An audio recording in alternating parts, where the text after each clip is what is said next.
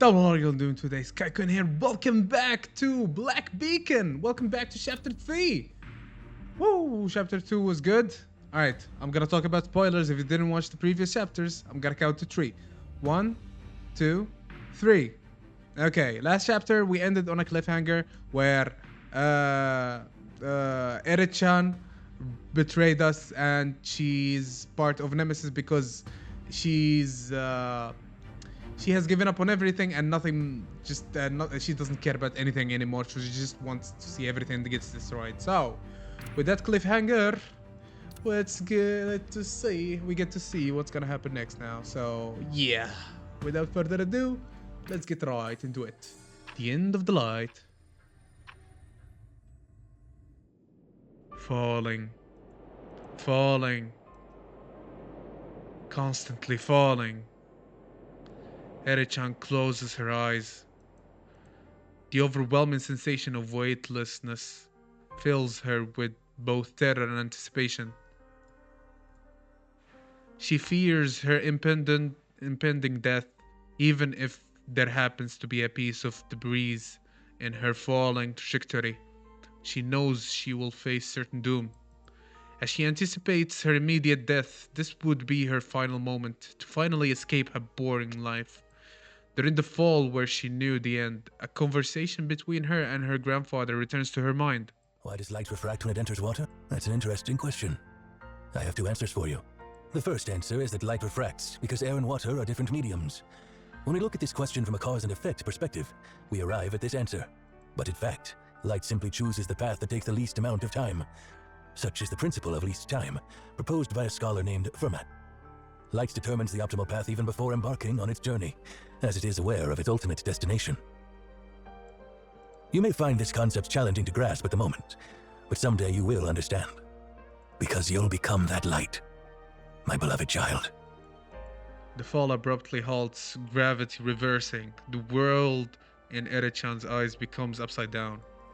The immense potential energy accumulated during her descent dissipates instantly, and Eri-chan lands steadily on the floor. Standing on the steel floor, Eri-chan looks at the path ahead and softly sighs.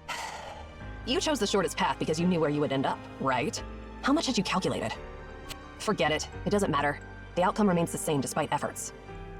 Eri-chan lowers her gaze. This is seriously sickening. The top floor of the Tower of Babel before the activation of the calendar. Nana leans against her desk, toying with a hexagonal seal in her hand. How's it going, Shamash? You're saying we can't retrieve the information because some of the ancient documents haven't been recorded in the database. Yeah. That's a challenging situation. The radioactivity tests on the sedimentary mud and the carbon isotope measurements of biological remains attached to this copper sphere indicate that it was buried in the Philistine Sea for at least 2,000 years. Even if we were to search for documents from that period now, it would likely take a while before we find something useful. Unfortunately, we are short-handed during this critical time. Structure. Are you asking about the structure of the copper sphere? Unfortunately, our devices can't scan it. The sphere doesn't respond to X-ray transmission or diffraction tests, and its internal structure appears entirely indistinct. The material from which this copper sphere was forged might not even exist in our world. Damn. The Delphic Oracle might have some clues, but I'm afraid it's too late to contact them now. What should we do now? Well, there isn't much we can do except guard it. If the prophecy regarding its activation proves true, then someone will come to fulfill that prophecy. And I'm curious to see who will do so right under our noses. Nemesis. That's not something we should be concerned about. Instead of worrying about their invasion, we might as well keep an eye on the sphere, in case it somehow activates on its own. What's that? This? Oh, it's a souvenir Cosmos left for me. Nana stares at the seal in her hand. The pattern on it matches the pendant in Sora's hand. It is the last gift Cosmos gave her before he departed. When you face a problem that you can't solve, use it, Nana. Cosmos, what are you planning? I don't know what's going on with Eri and Zero now. Are they searching for Tasni? If they really found them, forget it. What am I even hoping for? Oh my god, I can't even. Nana shakes her head letting out a sigh, but her breath gets stuck in her chest. Amidst turbulence, Shamash swiftly wields the stone tablet. Shamash! Oh my god, what the hell, bro? Let me read. As the beacon activates, the space fractures like shattered mirror. Amid the turbulence, Shamash swiftly wields the stone tablet as a shield, protecting himself and Nana behind him. The change occurs in an instant, and Nana feels strange movement behind her. When she turns around, she sees the copper sphere, which should have been lying on the ground like a boulder, but is floating in the turbulent space. It is soon swept away by the chaos along with the fragment walls. Without hesitation, Nana rushes towards the copper sphere, attempting to climb onto its ring. However, the sphere vanishes into void before she can reach its edge. Damn it.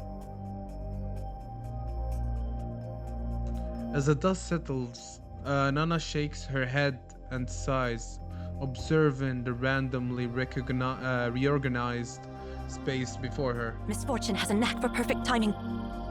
The space was never this unstable during previous activations. Why was it so turbulent this time? Suddenly, they hear footsteps from behind, and both of them turn around. An unexpected figure appears before their eyes. Eri, what are you doing here? Okay.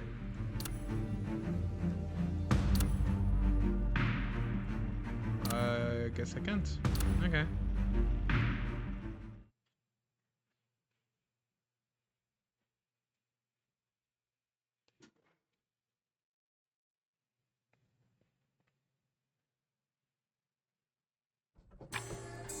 Paradoxical spiral. Soon, it will obliterate this place completely. Find Tasni, and he'll help you discover that command. Yeah, Instead of getting sidetracked by irrelevant stuff, perhaps we should focus on what to do next. yeah. Farewell. Oh, I guess it's see you later. See ya. Goodbye. No. Farewell. Forever. See ya? Open my eyes.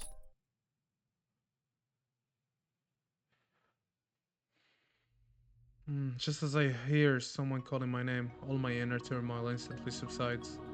Suddenly, I find myself looking into Zero's eyes. You have lost too much blood. I have barely managed to stop it. Her face is so close that our breath seems to intertwine. Are you feeling better now? Hastily, I turn my head, avoiding her gaze. Mistaking my action in acknowledgement, Zero stands and pulls me up. Darius. It will not catch up with us anytime soon. We are safe for now, but we cannot stay here much longer. The situation does not look good. You have been misled by the future Ereshon. We all were. Her goal from the beginning was to find the divine words.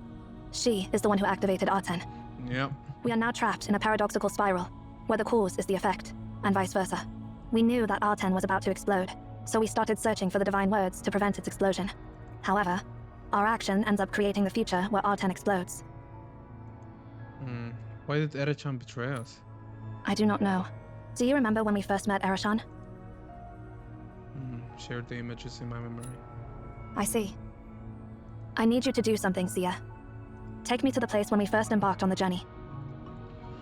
Her crystal clear eyes reflect my awkward face for a moment. I feel like I'm about to drown in her golden hued irises. You can do it, right? Close my eyes. Where are you going? Good. Everything will go as you wish. My story is reaching its end, but yours has just begun. Keep going, and do not look back.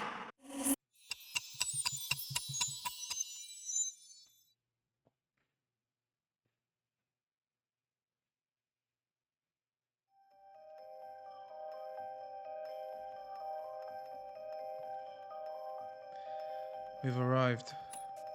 Yeah. I glance around and everything looks intact, unlike the crumbling world I remembered. Since Ereshon intends to activate Arten and now has the divine words, she must be looking for it. However, she does not have the access to the entire library. How is she supposed to find Aten? If the Library of Babel truly extends infinitely around each primordial sector, then when it unfolds, the original Tower of Babel would become a sugar cube tossed into the ocean, and each sector would be scattered in an infinite ocean. The probability of precisely locating another water molecule in this ocean is practically zero. Moreover, time is also a dimension in this space. In this, at least 5-dimensional space, any room that extends in time is grouped together. As a result, even when one locates a specific region in a specific era, they will still be facing an almost infinite number of rooms. Rooms from yesterday, from a year ago, from 10 years ago, from tomorrow, from a year from now, and from 10 years from now. They will all coexist in the library at the same time. The essence of your ability. Since time is simply one of the dimensions of space here, it is possible for one to walk from one time sector to another specific sector. While the probability is practically zero, it is not zero. That is, as long as one has an endless lifespan, has traveled infinite distances on foot, and has tried enough directions. I do not know exactly how Arashon found Arten in the future you foresaw, but she did. Her voice turns icy. Let's go. Once we capture her and interrogate her, everything will come to light. I think because of what we're doing right now, she's gonna know it.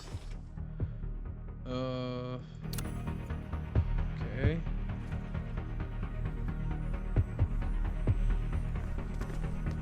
Oh, this is nice.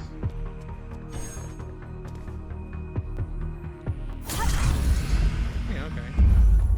This realm hasn't started collapsing yet. It seems Arashon hasn't found Arten. Nana and Shamash took Arten to the top of the tower before the beacon was activated. We need to find them before Arashon does.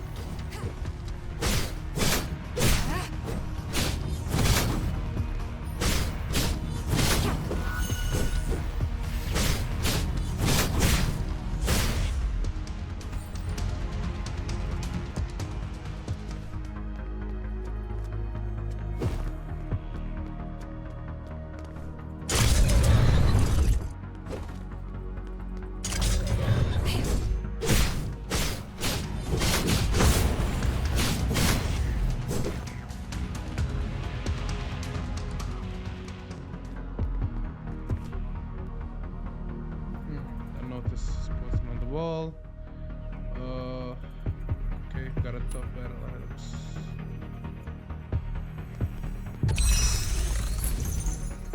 Alright.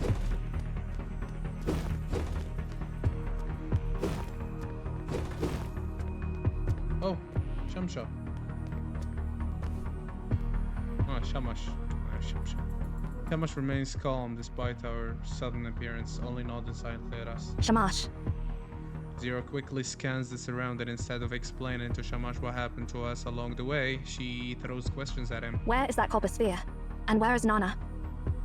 Shamash frowns slightly, not out of displeasure, but having sensed something from Zero's attitude, he mutters that name. Arashon. Okay. Yep, Eri, not long how ago. did you...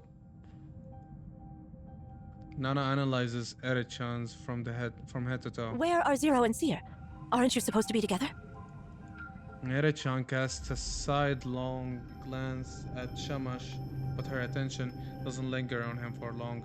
She looks around in a seemingly casual way. We were indeed together, but then I got swept away by the turbulence when the beacon was activated. Nana glances at Shamash, who nods in response. By the way, where is that copper sphere? Our situation is similar to yours. Nana briefly explains what happened to Shamash and her. Erichan raises her brow after listening to Nana's account. Wait, what? You guys let that bomb out of your sight? And now you're standing here doing nothing about it? After finishing her accusation, Erichan moves to leave. However, Nana steps in front of her, blocking her path. The sphere is important. However, Eri, if I remember correctly, you went to the modern floor with Zero and Seer, right? Nana's gaze is fixed on Erichan. So, how did you end up here? What are you doubting? I just want to confirm something. All right then, I'll get straight to the point. The prophecy is true, and that outsider does have access to the entire library. Not long ago, Seer took me and Zero to the time sector 80 years ago, and we met Tasni there. Nana's expression wavers as the mention of that name. What did you say? Eri-chan pretends not to have noticed Nana's reaction. Tasni told us that the mechanical sphere is Aten, the god of the sun in Mimpian mythology, commanded by the binary language. It is the culprit that destroyed Akhenaton. Soon, it will be activated again and obliterate the Library of Babel. I got separated from them, and by the time I realized it, I was already here. Do you want to ask for more information? Or will you come with me and find that copper sphere? Nana is about to say something, but in the end, she just stares intensely into Eri-chan's eyes. Eri-chan, are you the one who activated Aten? Eri-chan meets Nana's gaze unflinchingly. What are you even talking about? And after Eri-chan finishes speaking, oh my god, bro, why does it keep skipping, man? Eri-chan, are you the one who activated? Unflinched, what are you talking about? I intend to deactivate it. After Eri-chan finishes speaking, Nana casts another glance at Shamash. Eri-chan shakes her head impatiently. Whatever you say. I won't waste my time playing your detective game. You can't even keep a copper sphere safe. Honestly, this makes me wonder if you have stayed too long in the tower and your brains and bodies have started to rust. Suspect me all you want. Just don't stand in my way. Once again, Nana stops Eri-chan. Hold on. I'll go with you.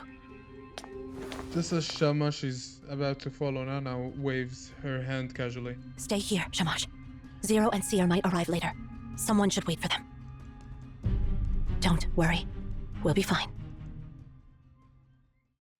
This is really bad. A complete break. Shamash murmurs a few names and some vague words, and Zero seems to understand everything. So, Nana left with Eri-chan. Yeah. Zero sighs softly. So, long story short, Shamash, Eri-chan has betrayed us. She is the one who activated Aten. She was not lying when she said she wanted to deactivate Aten. But deactivating Aten itself is activating it. The command is a palindrome, and it can cause Aten to perform very different behaviors. Go. For the first time, he speaks in a complete sentence. Go find Nana. Tell me the rest on the way. Guess we're going.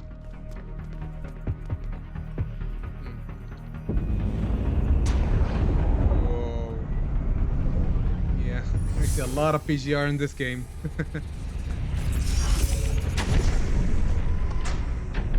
Still That's cool. the way we came from. This place keeps changing. We need to figure out how to reach over there. Okay, guess we'll have to figure that out.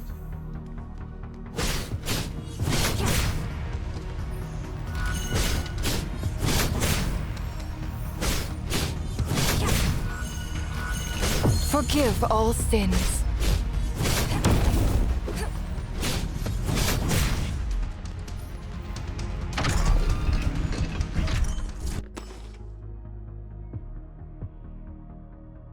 What? Okay, so... Chains bind only the sinners. Okay, sure.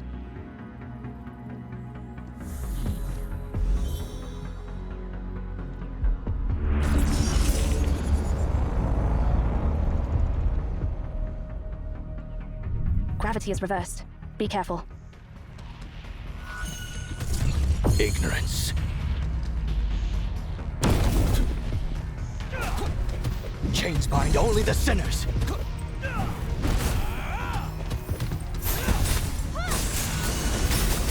Complete insight.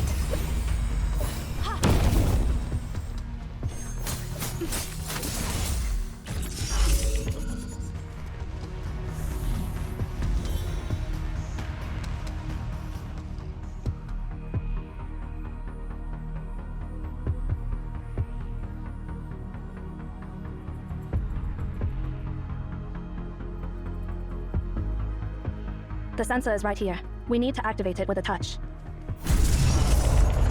Smack, more like. Not just touch. We can use these sensors to change the status of those platforms. Adjust their height and create a path to the central console. Yeah, okay.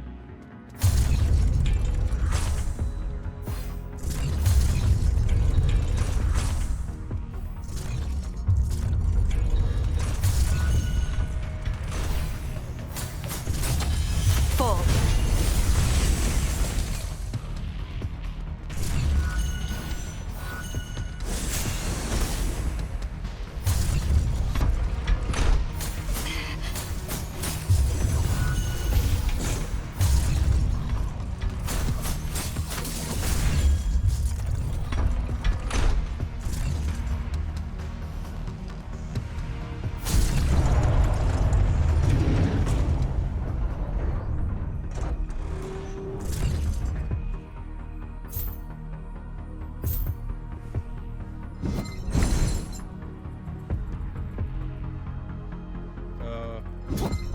Hey, what the hell, bro?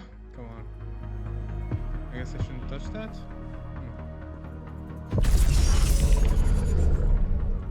Yeah, okay. This is the way. Oh my god. What the hell? It had no physics for a second there.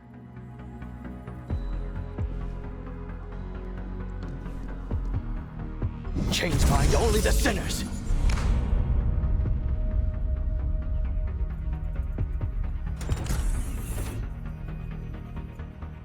Ah, it had no collision, not physics. Oh, what am I saying, bro? Collision. Ah, damn, bro. My brain is not braining. Ignorance.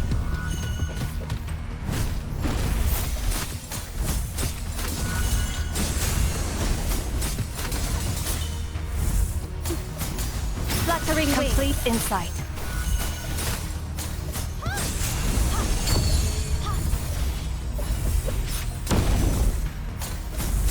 Complete insight. Fluttering wing. Complete insight.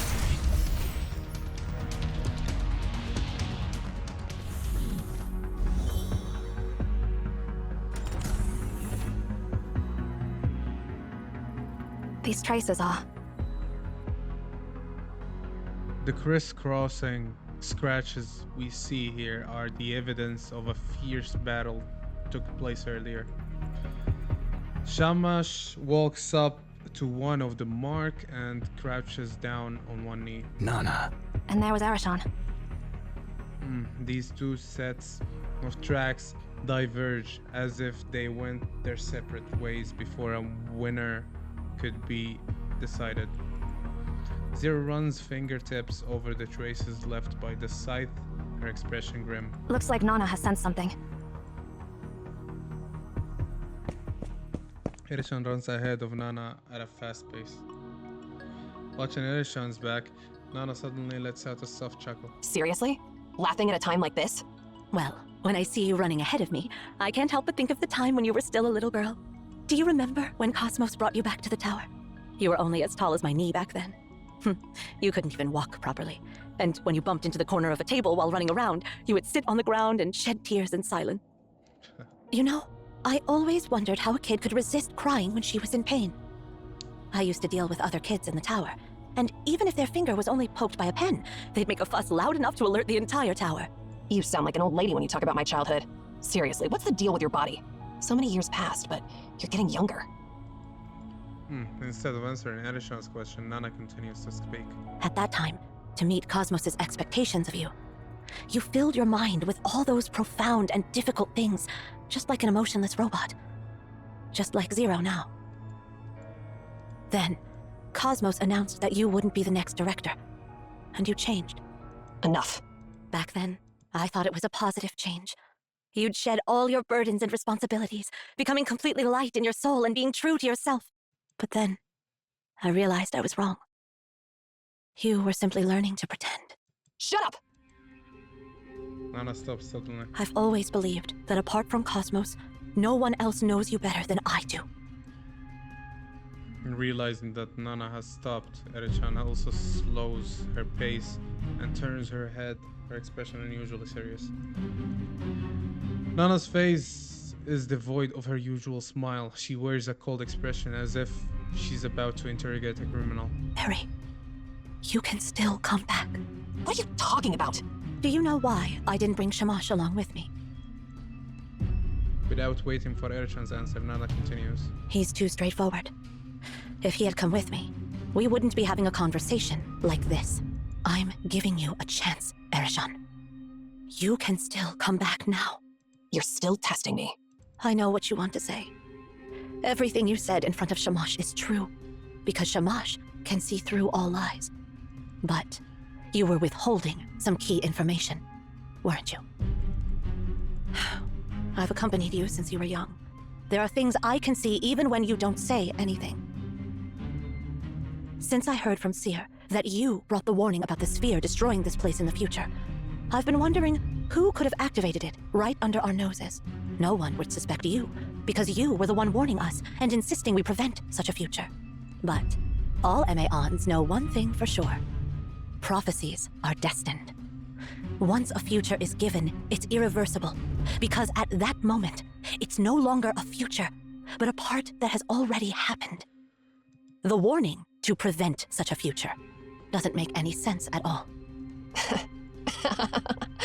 I knew you'd figure it out. But I didn't expect you to go along with my lies when you knew I was lying. Because I wanted to have a genuine conversation with you alone to get an answer. I don't get it, Erishon. I don't know why you've decided to betray us. That's the only thing I don't understand. Tell me, what exactly do you want to do? Erishan's words take a different tone. Do you trust me or Cosmos, Nana? Why are you asking this? Well, you don't have to answer my question. I already know. Since you're well aware that a prophecy's future is destined past, you should know that you won't make it. Nana doesn't respond to Erishan's question. Instead, she swiftly draws a sharp scimitar, I think, in the right hand, its blade resembling a crescent. I taught you everything you know. Do you think you can defeat me in a one-on-one fight? Before the words leave her lips, Nana charges towards Erichan at an incredible speed. The clash of scythe and scimitar fills the air with a buzzing sound. Erichan immediately retreats after the first round of flashes. The tingling sensation in her hand reminds her that she is at a disadvantage. However, she remains calm and raises her head, wielding a bright smile at the serious Nana. Nana, I met two children. They're Tasni. No, they're Ninsar and Enki. Nana's pupils contract slightly, the scimitar in her hand hesitating for a moment. At that exact instant, Erichan vanishes from Nana's sight like a specter. What did you say? Nana's voice trembles, yet she is unaware of it. However, all the response she gets in the faint echo of Erichan's voice. They asked me to send their regards. And Hedwana? Damn, bro. Keep going. Me needs to know. Split up. Realizing that Nana and Erichan has gone their separate ways, Zero and Shamash make the same decision. I'll go find Nana. Yeah. Shamash nods at Zero and leaves without looking back. So, we don't stick together? There is no point in going together. Nona will surely be able to handle Erishon. Since she did not choose to pursue her, she must have her own plans. Shamash knows all the information, and he is going to deliver it to Nana. As for us, we will go after Erishon. What if she doesn't cooperate? It doesn't matter. Suppressing her is not a problem for me. She says it calmly, her words void of any contempt. But that makes her even more condescending. I suddenly realize that perhaps this girl in front of me, who has been the most obedient from the start, is the one who maintains the greatest distance. Okay.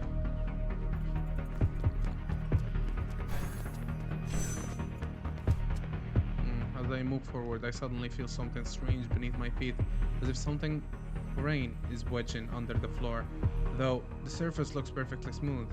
I glance at Zero, and without a word, she steps forward and strikes the floor with her staff, shattering it.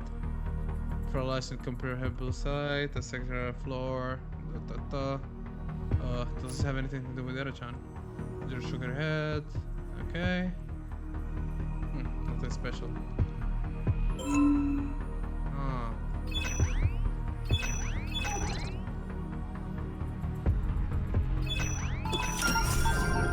Okay. Esto does it. Let's go. Ooh, we're gonna fight Watch like out for the this. beams. Beams? What beams? Oh shit, oh shit. Okay. My bad. Complete insight. Complete insight. Complete insight. Okay. Is this What? what pain feels like? Complete Ouch. insight. Come on. What the hell? That was a Be a slice. that was a right dodge, bro. What the hell? Blooming from the flames. In the name of Florence.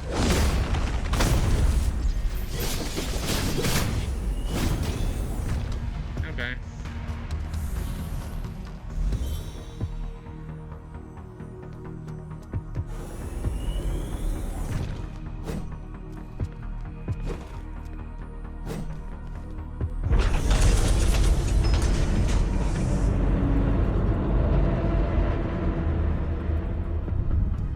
Alright.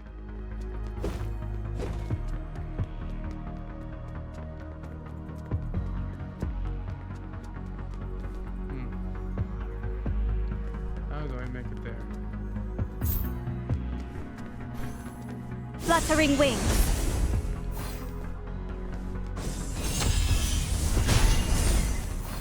How the hell do I make it there? Do I use these? Ah. Okay. Wait. That was it. Go back. There we go.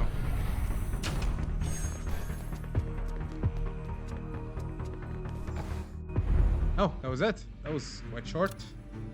Okay.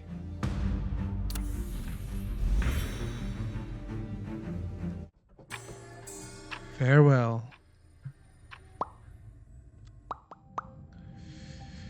The further I advance, the more anxious I become.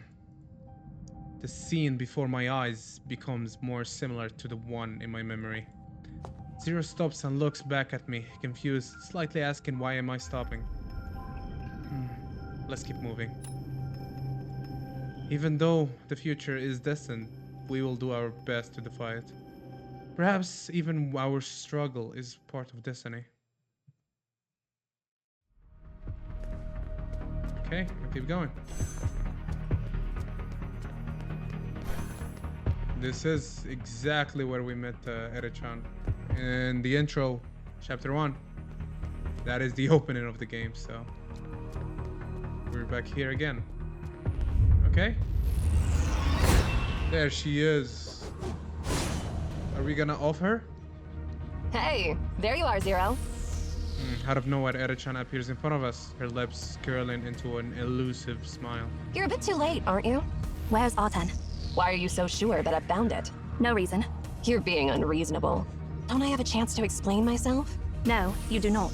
You are just trying to buy more time, and listening to your explanation would only play into your hands. Ha! You remember my teachings well. So, what's your plan now? There's no warmth in the air exchange, only tension hanging in the air on the brink of a clash. When Zero opens her eyes again, her chilling gaze freezes everything. I will stop you here. You can save your explanations for when I heal you. So, no room for negotiation, I guess. You never intended to negotiate from the start. Zero raises her wand. Step back. She doesn't turn around, but I know she's addressing me with those words.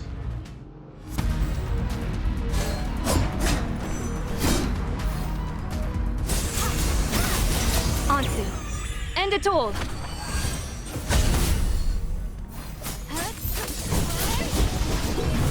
The fire is burning. The fire is burning.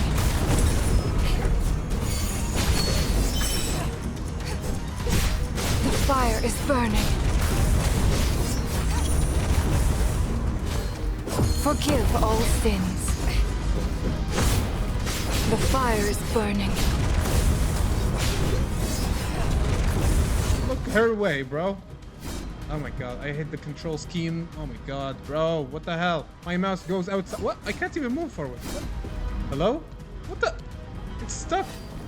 Forgive all What the hell was sins. that? It was stuck, bro.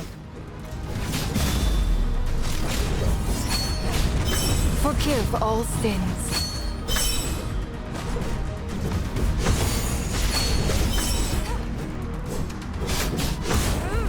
The fire is burning. Fall.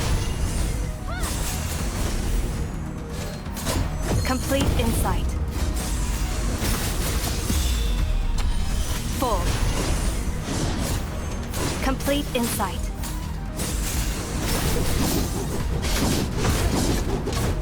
Forgive all sins. The fire blooming is from the flames. In the name of Florence. What the hell? No way. What? Oh my god, that was not even fair, bro. The fire is burning.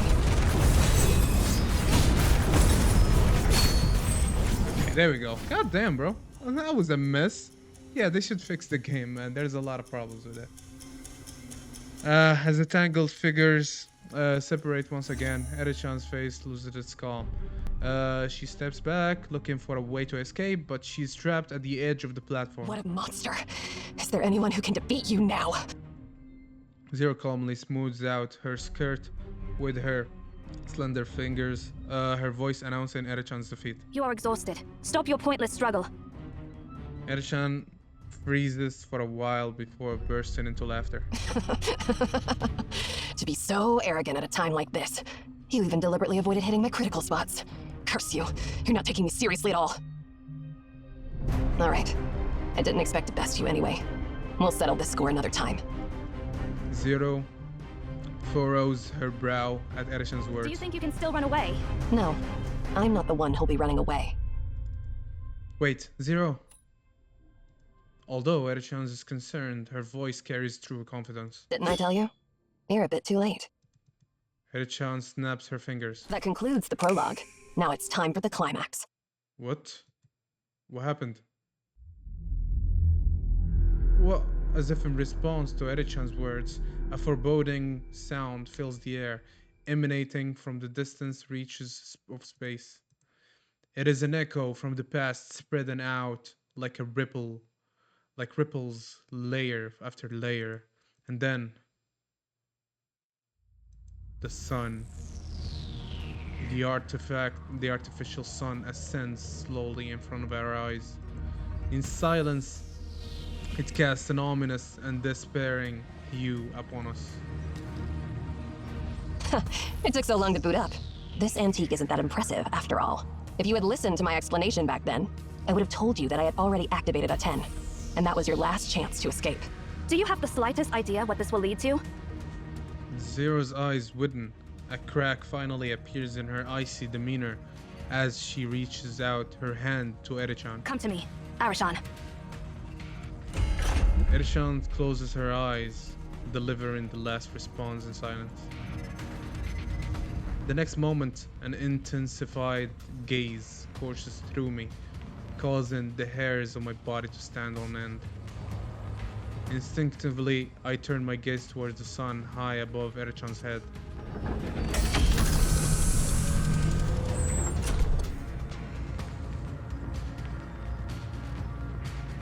Though it possessed no eyes, I can feel Aten's gaze upon me. The realization that the sun is watching me sending a shiver down my spine. Zero seems to understand this as well. Her eyes shift to mine, filling with surprise, before settling upon Aten once more. Aten's light flares up and then fades quickly, and the spot on the sphere gradually disappears. We are so close to it, which means Without any hesitation, Zero shields me with her body. Run. It is as if time has slowed down. As Zero takes her first step, the sphere reacts as if it senses something and repositions its muzzle. When Zero raises her staff, the muzzle is locked into us. The golden radiance within the muzzle reaches its peak. Ansu! Just as Zero's words leave her lips, the radiance erupts from the sphere, engulfing everything in its path. She failed miserably. Everything touched by the beam is instantly vaporized. A scorching heat resembling the surface of the sun annihilates everything into nothingness. And then... Whoa, this is a good one. Oh boy, I like this. The beam strikes the colossal golden bird that has landed before us. Anzu lets out a sharp chirp, transforming into a golden barrier shielding Zero. The dazzling light almost blinds me. At that moment, it feels as if magma courses through my veins instead of blood. Zero's eyes widen as she stares into the sun, and then everything is annihilated by the white radiance.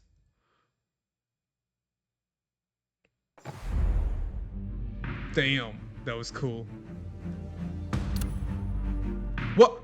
Huh? It broke. You can't see it. Wait. No, you have to see this. You really have to see this.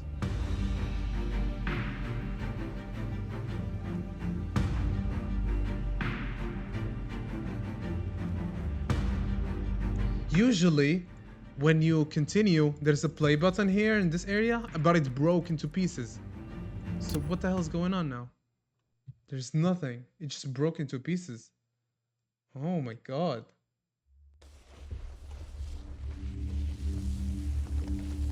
Finally, the moment has come. The moment has come. Oh my god, everything is broken. What? Don't be afraid. I've pulled you from the time's current before you crashed. As promised, I will shield you from any harm that comes your way. Don't worry about this place. This realm is unique. Not even the sun's radiance can touch it. Come. I'll assist you in repairing the areas devastated by the sun. This is so cool, man. Oh my god. Holy shit, this is so cool.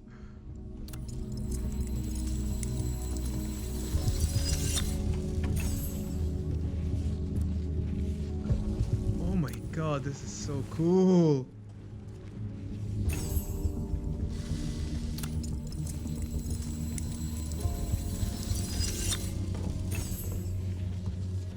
Look. Once again, this place has reconnected with the time flow outside.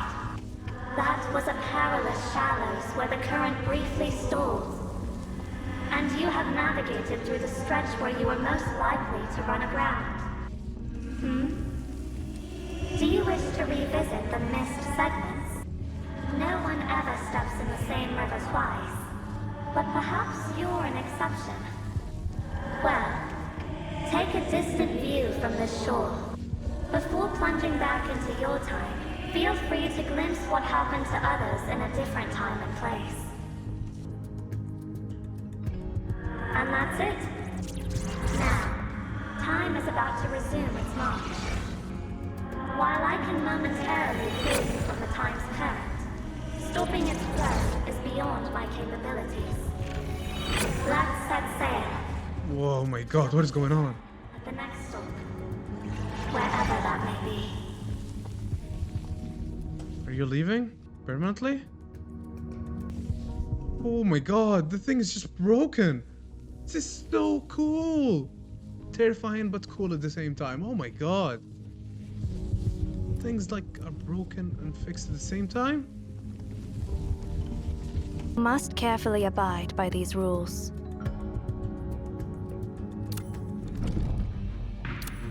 Guess we continue from chapter 3, yeah? Oh yeah, it's back. Okay. That was cool though. Nemesis. How ridiculous. Despite all those fancy words. Here we are. Fitting. This is truly fitting. The initial beam fades. Athen momentarily returns to dormancy, descending from the air. Where the beam has passed, there are no signs of life.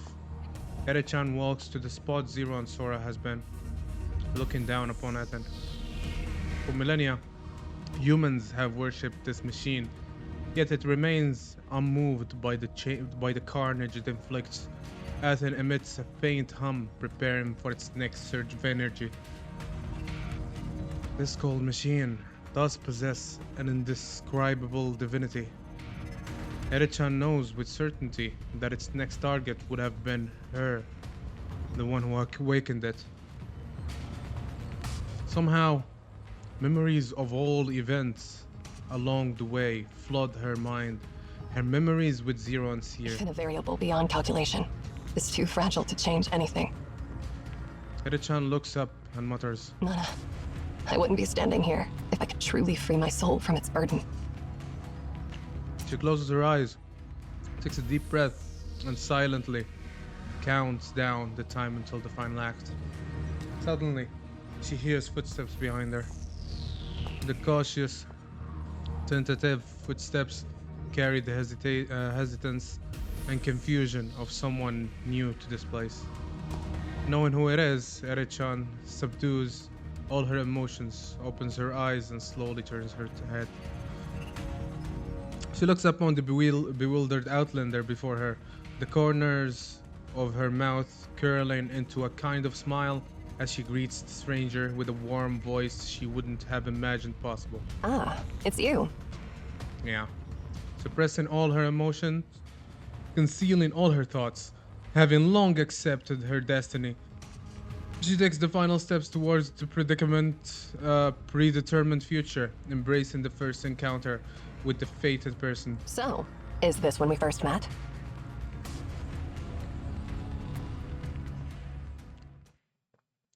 A flickering candle burns at the center of the round table. The weak candlelight fails to illuminate the surroundings, getting consumed by the darkness before reaching the seated attendees. Excuse me. The faces of all attendees remain hidden in the shadows. They could not see one another, nor was there any need to. A round table is meant for a gathering where all attendees are equal, but a special chair stands at one end, towering over the others. It stands noticeably taller than the rest, with its back directed towards the attendees, adorned with an ancient solemn pattern. The chair remains fixed in its position, never to be turned around, yet none of the attendees raise any objections, even if they are uncertain of who, if anyone, is sitting in that significant position. Everyone within the shadows share a tacit acceptance. The voice from the main seat breaks the silence, signaling the start of the meeting. Ladies and gentlemen, welcome. The voice emanating from the main seat is mechanical and synthesized, devoid of emotion or discernible gender. In unison, they nod slightly in the direction of the main seat, even though it will never face them. They know the gaze, the seat's owner, encompasses everything. All deeds have consequences. All deeds must be paid. A sigh escapes the mechanical voice. It's been some time since we gathered like this. I hope everyone has been successful in your endeavors. I have called this meeting because the opportunity we've been waiting for has finally arrived. The mechanical voice pauses and then changes its tone. I'm here. The sound of the waves. Is that you, Driftler? Soon, tapping sounds on the tabletop come from the speaker. It is a code. The translation of the code appears in front of Drifter's seat, replacing her words. All eyes turn towards her. Yeah. The tapping of her. Oh, that's a girl. Yeah. Or yeah, yeah, yeah. Somewhere in between there. The tappings of her knuckle resembles the echoes of the deep sea, long and lingering.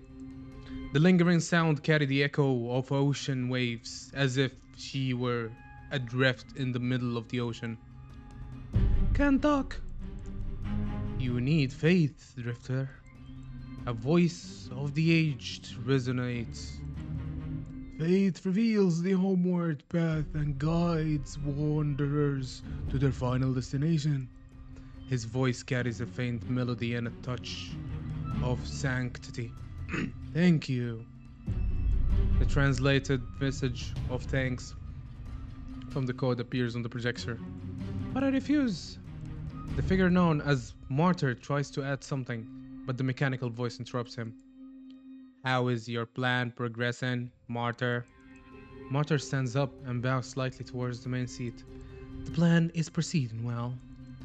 With the demise of the Lord of Blossoms, the courtyard, the courtyard is now without a leader, and they will soon choose a new one.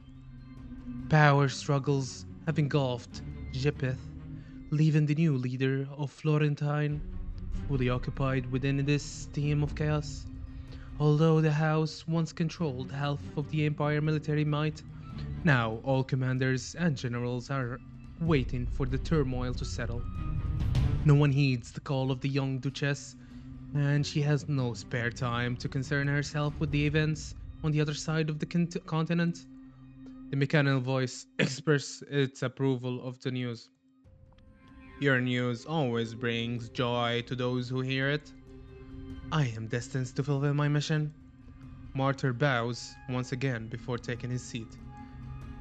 Everything on land is progressing as scheduled, and our long cherished vision is becoming a reality. It will become the wheel of steel that grinds everything in its path. However, I wonder if things are progressing as well for us on the ocean, where the wheel doesn't work? A scoff came from Martyr's seat. After all, I heard that not too long ago, the so-called Queen of the High Seas surrendered the remnants of the anomaly beneath the Philistine Sea to someone else. Drifter shows no sign of anger but simply withdraws her hand. She clears her throat and starts speaking. I met an interesting lady, a young Emean. She made me an offer I couldn't refuse, or rather, we couldn't refuse. She asked for the God of the Sun in exchange for the fall of the Tower of Babel. What did you say? This meeting is not a stage for your nonsense. Drifter was telling the truth. We did receive an offer from an enemy. The God of the Sun will serve as our first Trojan horse to dismantle CAVE. Are you ready, Magnifico? The man who has remained silent in the shadow lifts his head. Oh yeah. Finally, it's my turn, huh? His voice is unprocessed, carrying the cheerful tone of a young male, laced with a hint of indolence seems out of place. Of course, I'm ready. I'm a professional, and the troops I hired have been positioned near the tower for quite a while now, just wanting to signal the attack. But before that, let's discuss how to split the spoils. Oh, what do you desire? Well, I have no interest in the library, as you know. The only good thing about me is my pragmatism. The one thing I want has never changed. That magnetically confined fusion reactor. I've already struck a deal with the Polestar military, and now I'm simply waiting for the promised goods. Hyena. Hey, why a personal attack all of a sudden? You hold no reverence to the unknown. Sooner or later your greed will be your downfall. How can the god of sun fall into the hands of the people like you? Magnifico snorts. If we truly held reverence for those things, we wouldn't be sitting at this table, plotting how to squeeze out their last ounce of value.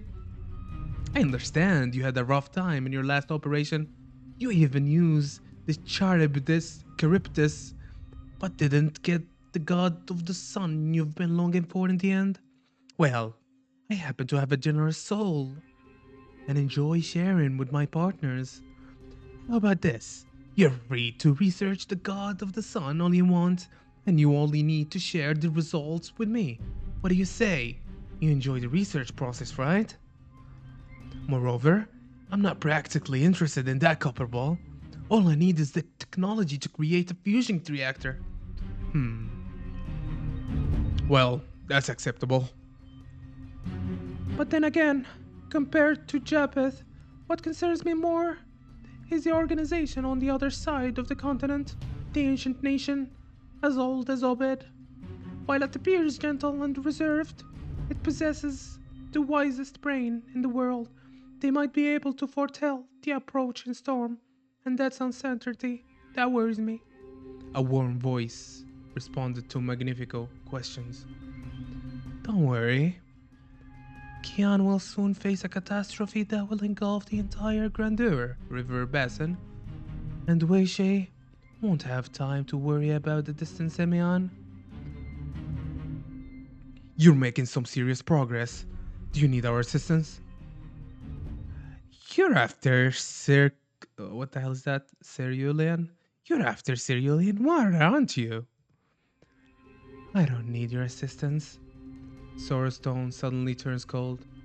I believe I made it clear that my condition for speaking with you here is that none of you nor your clique will ever take action against Keon. Please refrain from testing my limits. Hey, take it easy. Erudito simply can't control his curiosity. Wait, this is magnificent. Erudito simply can't control his curiosity. We certainly all respect your wishes. Let's get down to business. It seems everything is in place. You may proceed. Magnifico. I promise that the god of the sun will be at your and Eridito's disposal once this is done. All I need is an outcome. There is a surprised softness in the usually emotionless mechanical voice. However, the order it issues is terrifying. I need the downfall of the beacon and Emeon. I only do what's within my paycheck. I only do what's within my paycheck. Just to make myself clear, I'm responsible for retrieving the stuff, not fighting those monsters. That's good enough. I have faith in your ability to meet our expectations. You may resume your tasks, ladies and gentlemen. Silence falls the main seat, and no further words emanate from it. One after another, the figures surrounding the round table fade away, until even that table and the space itself vanishes in darkness. The tower to heaven, standing for thousands of years. Your downfall is nigh. I think those are Nemesis, yeah? Damn, bro. Yeah, they are. Yeah, it's written there, man. Okay, let's go.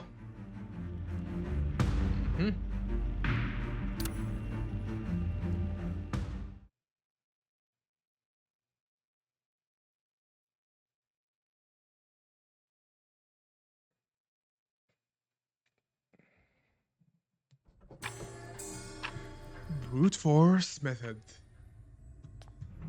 At that moment, Nana swiftly turns her head as if sensing something, and what she sees is Shamash slowly approaching her. There you are, Shamash. Nana. Both Nana and Shamash remain remarkably calm despite the urgency of the situation. Zero, pass on this message. The command is a palindrome. I see. It was indeed the right decision to have you stay there. Shamash steps up to Nana. You discovered it. Why? Why what? Why didn't I pursue Erishon? Because that would be futile. I should have realized earlier that the key point is not preventing the Copper Sphere from being activated, because its activation is destined. In the future that Seer foresaw, the Copper Sphere was activated but had not yet exploded, and there was nobody present to witness its detonation. Do you grasp what I'm implying, Shamash? We thought we should stop Aten from being activated, but that's a typical misunderstanding. What we should do is try to shut it down again once it's activated. It's a future that hasn't been seen, and it's our last hope. The command. It is true that only Erishon knows the command, but there is no such thing as an unbreakable code. All codes share a common enemy. No matter how complex and clever they may be, they will never withstand the most primitive and ungraceful, yet also the most effective decryption method. Brute force method. With enough patience, I can eventually figure out the number of sand grains in every desert across the world. Given sufficient time, as long as I try them one by one, I can ultimately decipher all the codes in the world. Such is the mathematical death sentence for all codes, and brute force method is the executioner. It reminds me of something, you know? Shamash remains silent, merely glancing around. Exactly. It's similar to what this library has been doing for millennia. It lists an infinite number of possibilities based on a finite set of characters. Truth always exists in those infinite possibilities. It's just all we lack now is time. The very purpose of cryptography is to delay the progress of decryption. Through countless laborers and slaves, combined with unwavering determination and patience, the Memphians unraveled the command to activate Aten. However, we don't have that much time or manpower. Nonetheless, we're a few thousand years ahead of the Memphians. During Akhenaten's era, people themselves were the basic computing units, using their fingers and brains to calculate. But now, the most advanced computer in the world is right here, in this part of the Babel Tower. And that's why I didn't pursue Ereshkigal, but came here instead. The central computer room. Indeed. These interconnected processing modules. Insufficient. Are you worried the computational power is still not enough? Well, if we solely rely on the processing modules in the tower, it might not be sufficient. But this is the Library of Babel. It replicates all the rooms infinitely, which in turn expands the size of our processing module rooms infinitely. So, we'll combat infinity with infinity. We use the library to achieve trillions of possibilities and achieve a feat that would take the Memphians eons to accomplish. We'll connect all the extra processing modules, forming a processing network with ample computational power. And leave the rest to brute force method. Complex techniques are nothing in the face of raw power. Okay. Now I guess we're going bunkers. We bunk everything in our way, yeah? Let's go. Let's activate the central computer ahead.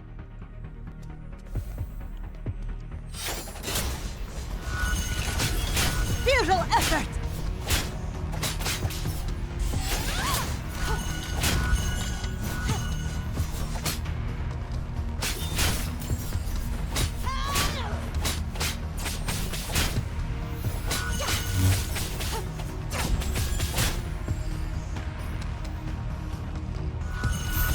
Kneel! Ignorance. Kneel!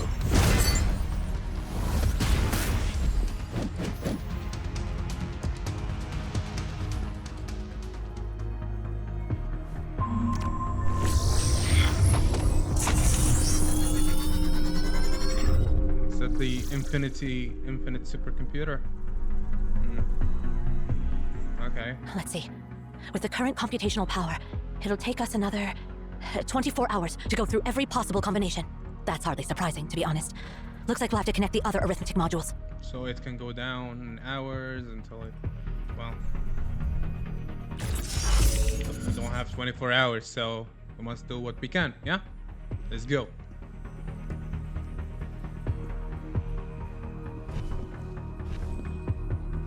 Wait a second. Wait, so this is first. Wait, so we're just gonna... Oh, okay. Double check the system.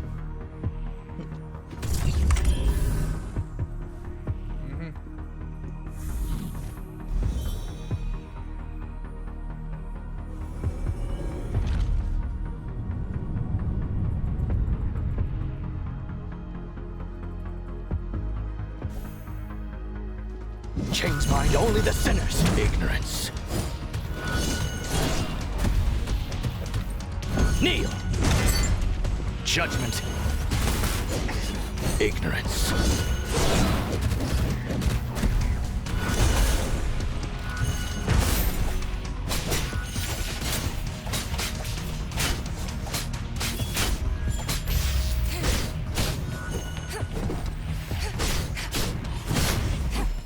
The path to the consoles for the first module is blocked.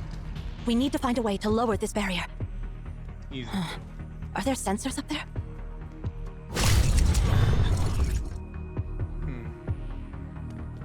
And I think... Okay. That works. But wait, this is a chest though. Oh my god. Bro, he came out of nowhere. Kneel! Oh, he's dead. Damn, bro, he's really strong. What the hell? Alright, keep going.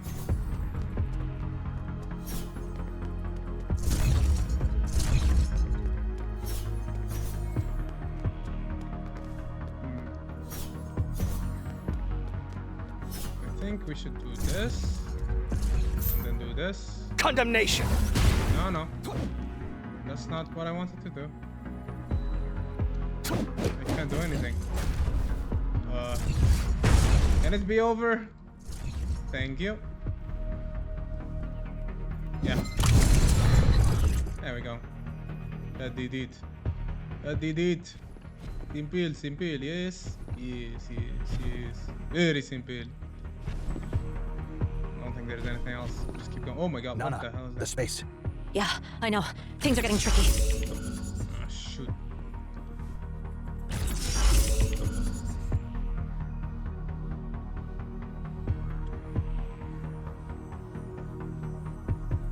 Oh my god, what the hell's going on? Whoa. Whoa. We're traveling to the future and past and future and past. The wall and the floor seems to ripple, and suddenly the room feels out of place. Space.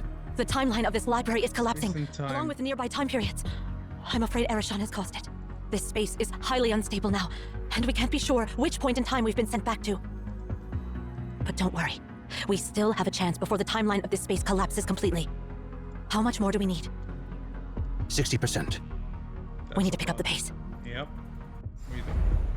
Oh, that's it. Oh, there's another chest. Damn, bro. How the hell did I miss that? Oh. It is what it is. I'll figure it out when I am done with the story, but... Ignorance.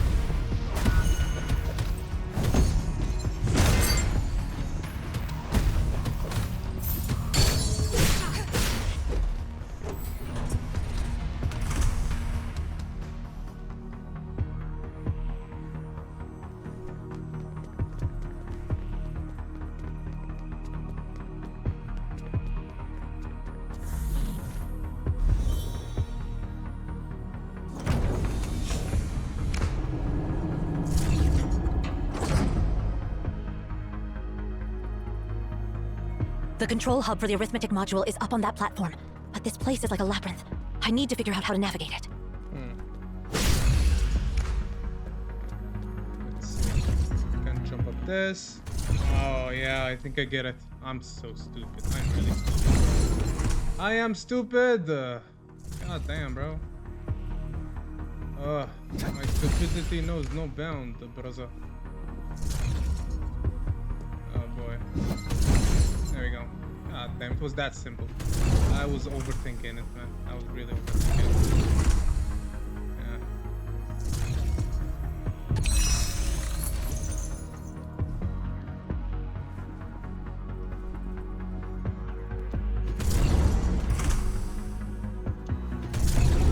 There we go.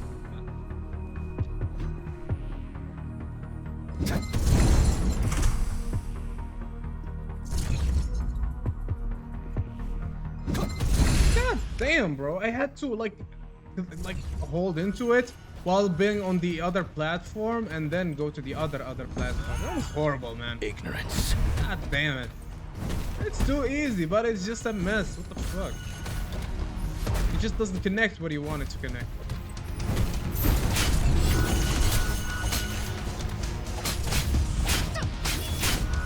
Futile effort! Waning crescent!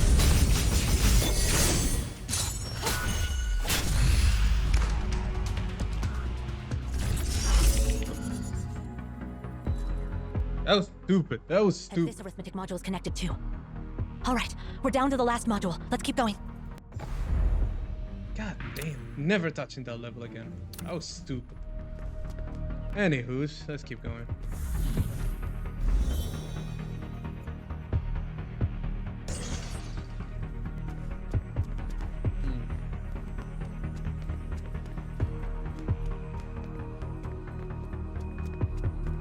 We need to open that door to access the console for the last module. Oh, wow. Wow. Okay. Futile effort!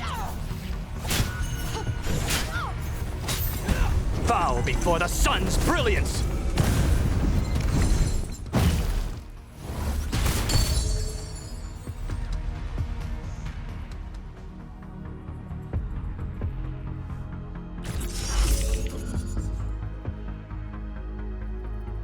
The last module's now connected. We can leave now.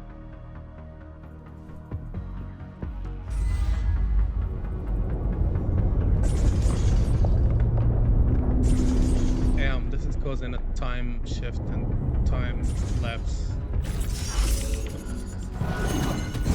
Ignorance. Kneel! Ignorance. Futile effort!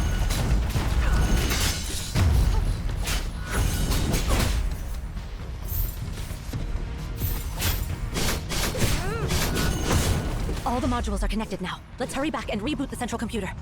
Let's go. We gotta go, gotta go.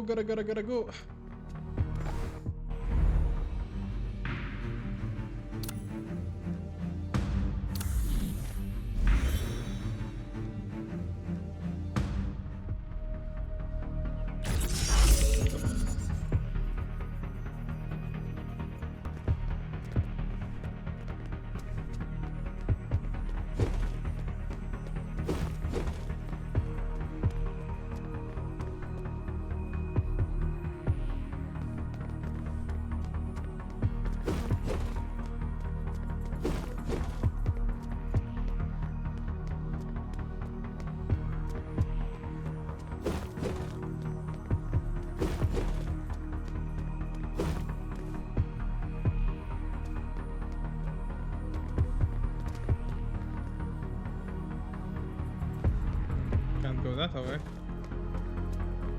I have no idea where the chest is, so gonna have to figure it out as we go. I can't even go there, so don't blame me if I don't find the chest.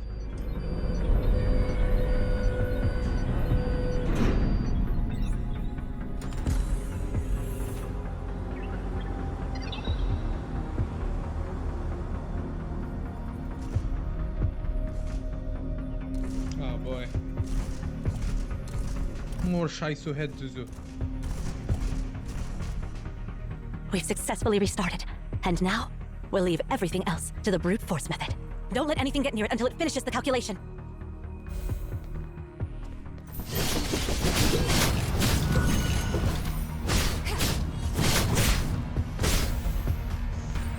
Blooming from the flames. In the name of Florence. Oh my god, that's so cool no matter how many times it sees it, bro. The fire is burning. AoE. AoE. Fire is burning. AoE. AoE. Fire is burning. AoE. Keep going. AoE. The fire is burning. Yep, keep burning.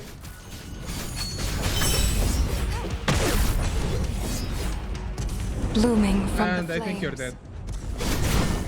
In the name of Florence.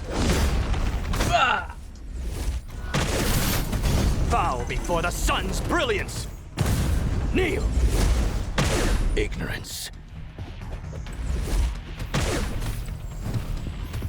Condemnation! Ignorance. Nuh-uh. Nuh-uh. Waning crescent! Ouch. Moonset! Futile The fire is Forgive all burning. The fire is burning. At the final beep of the processing modules as the final beep of the processing module echoes, the room is plunged into an eerie silence. Something has changed. It feels as if an immense entity has finally taken form. As if all the screws of an enormous machine are finally tightened in security. Unfathomable calculations surpassing human comprehension start to unfold. It's massive and intricate, yet surprisingly simple. Its entire purpose is dedicated to one task: brute force. Grains of dust scattered across the vast wilderness, a tiny droplet in the immense ocean, countless stars twinkling in the Milky Way. It explores possibilities even more than that. It has only seconds to work with, but it's dealing with trillions of possible symbols combinations. A flood of endless possibilities courses through its efficient arithmetic core, much like the ancient people of Memphis, chanted in a language they did not comprehend. Somewhere within that torrent, there must be a command that harnesses the ancient sun. Worked? If you're talking about getting a full list of all possible combinations, it worked. However, if you're talking about finding the specific one to deactivate Aten, Verification. exactly. That's the most challenging part. Every possible word, phrase, and chapter now reside within this computational network. But how are we supposed to find that specific command? If we recite all the commands, one must deactivate Aten. But Aten is not here, and there are only the two of us. Can we really recite all the commands before we die of old age? How can we quickly send all these commands to Aten to check if they're correct? Oh gosh, Cosmos, you left behind quite a mess. What were you thinking? Huh? Hold on a sec. At that moment, Nana suddenly remembers something. When you face a problem that you can't solve, use it, Nana. She takes out the seal. Critical moment. This is the critical moment. What am I supposed to do with your legacy? Ooh, Shamash takes the ancient seal directly from Nana's hand and plunges one end into the port of the control center. What are you doing? The port doesn't even match. Nana's words trail off. The end of the seal, originally solid, starts to change shape as if it were fluid. This is... Ooh.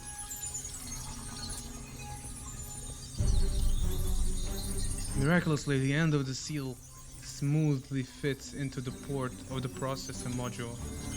The products of ancient craftsmanship and modern industrial standards meld seamlessly, concealing how the solid seal underwent such transformation. It is as if someone has designed it precisely for plugging it into this machine that would be created into the distant future. Okay. Oh boy. Zero. No, Zero, no. Oh, you're supposed to be fine. Across the dark night. Once again, the chaotic world slowly begins to lighten up. It feels like a long dream, yet when I'm awakened, the memory within the dream fades away. Open my eyes. What comes into my view is a fragmented world. Streams of data transform into shimmering specters, and shattered alloy plates float in the air. Everything appears to be slowly disappearing, like objects dissolving in liquid. Numerous questions fill my mind, but the situation prevents me from trying to piece together the events that have happened.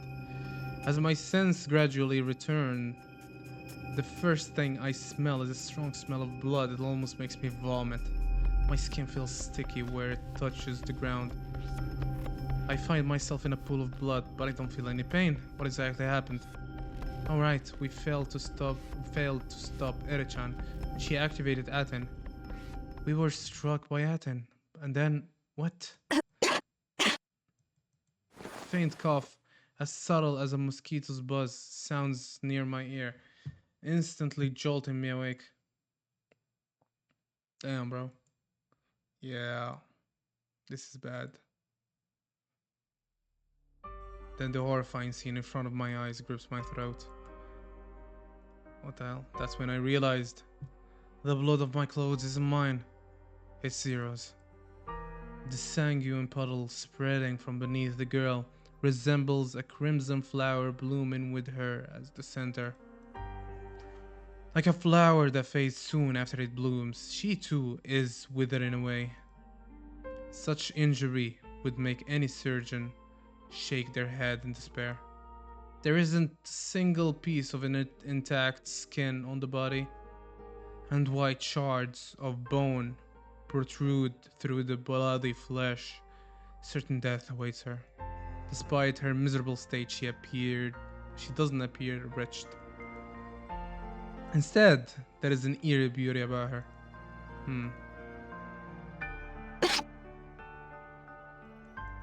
She coughs again. Each cough brings forth blood and viscera from her mouth. Her breathing is feeble and fragile, as if it may stop at any moment. However, her face remains expressionless.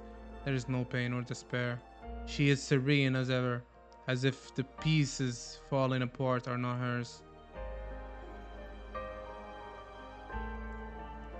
Having sensed my presence, her golden eyes flicker open, bright and alert amidst the wreckage of her form. She looks at me in silence. You... She wants to say something, but her words are drowned out by another surge of blood. I rush forward leaning down to catch her words. Get away from this place. With great effort, she managed to utter those words.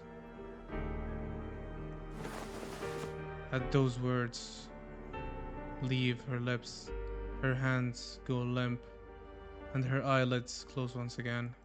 However, her chest continues to rise and fall. She has only lost consciousness. I stand up and start checking my surroundings. The space is crumbling in a way that defies physics, its edges fading into a golden glow. This space is falling apart.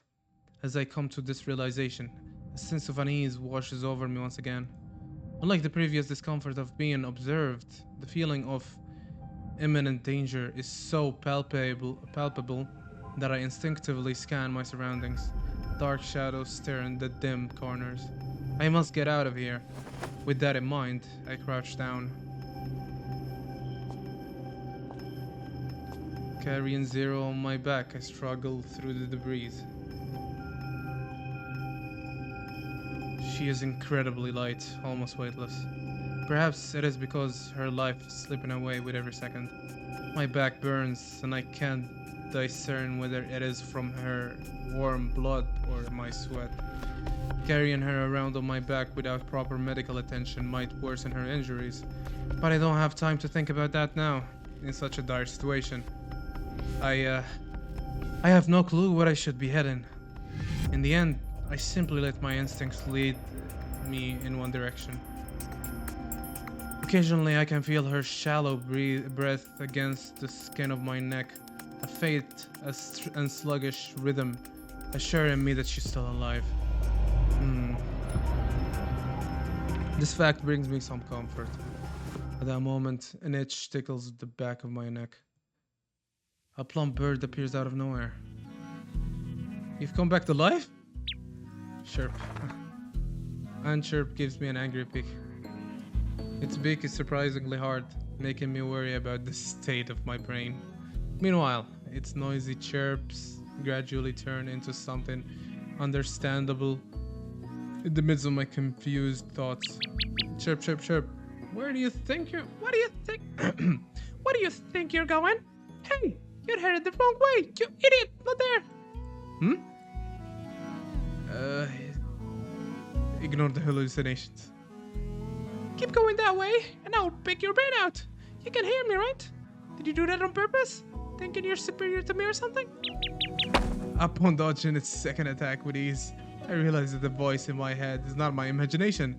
Somehow, this resurrected bird is communicating with me telepathically?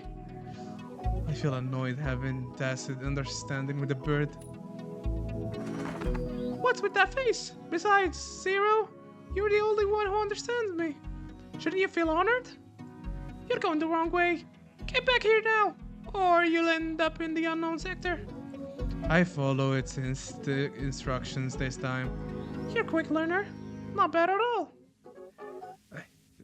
How can I understand you? What are you talking about? Didn't we... Huh? Oh yeah, you're right. Why can you suddenly understand me? Is this some sort of revelation, maybe? It's not only noisy, but it's also pretty dumb. Zero told me... Oh my god, bro, why are you skipping too fast? Zero told me not to chatter in her ear, so I stayed quiet.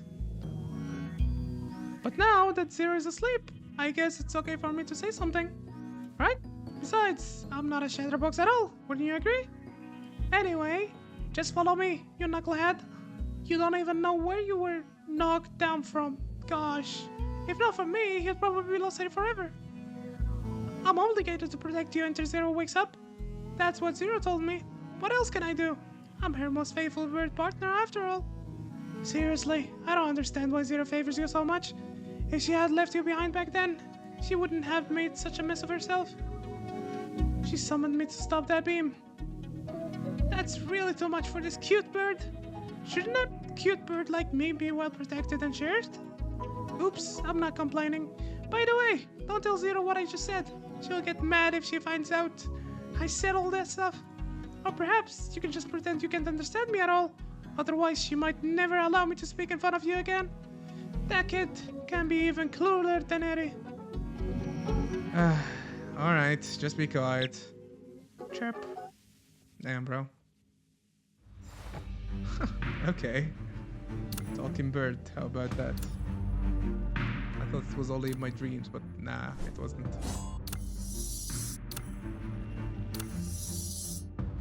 Asti, hand me. It's time to compose a new piece.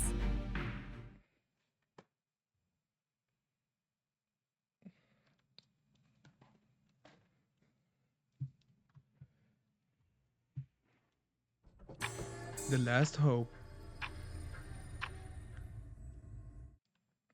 She has a very long dream. Ooh, this is a nice one. Zero. You'll meet someone in the near future. You'll meet an outlander who once basked in the sunlight, but chose to descend into the depths of the caves. This outlander comes from the outside and knows nothing of the cave. Naturally, they will be confused about their situation. You must guide and protect them. This is your mission. From the moment you meet your fated person, your blank life will start getting its meaning. While inevitable destiny might sound like a burden, you can think of this fated encounter as a romantic tale and look forward to it. That's all I have to say. Now, I must depart. Where are you going? She hears herself asking the other person. I'm going beyond the cave to see the real sun. The real sun? She wants to ask what the real sun is, but all that comes out is... Will we meet again? Yes, we will. Remember, any destiny, no matter how long and complex, is only reflected in a single moment. The moment when you realize who you truly are. This is true for the Outlander, and for you too. When both of you realize who you truly are, we will meet again.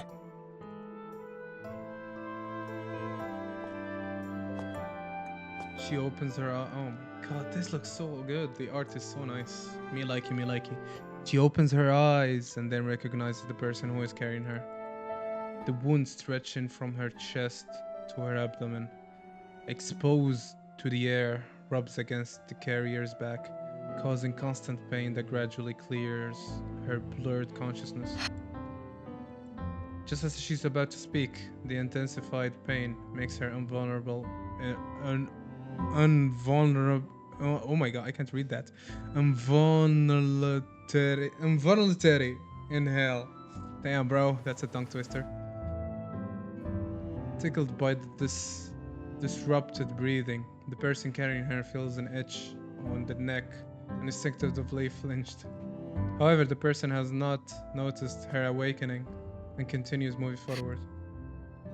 She knows she should tell the person that she is awake, but for some reason she chooses to remain silent. The shoulders carrying her are not bony, but not muscular either.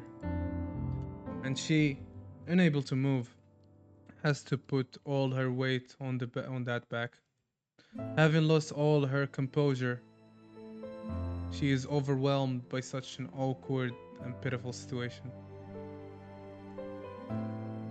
More importantly, she doesn't know how to start a conversation in this position. At least she needs to straighten her back first.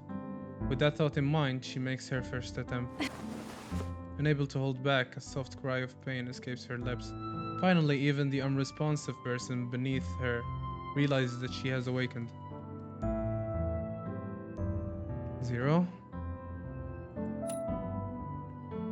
I attempt to call out that girl's name. A moment later, I receive a faint response from her. Why? Hmm? Didn't I tell you to leave? Her abrupt question leaves me confused.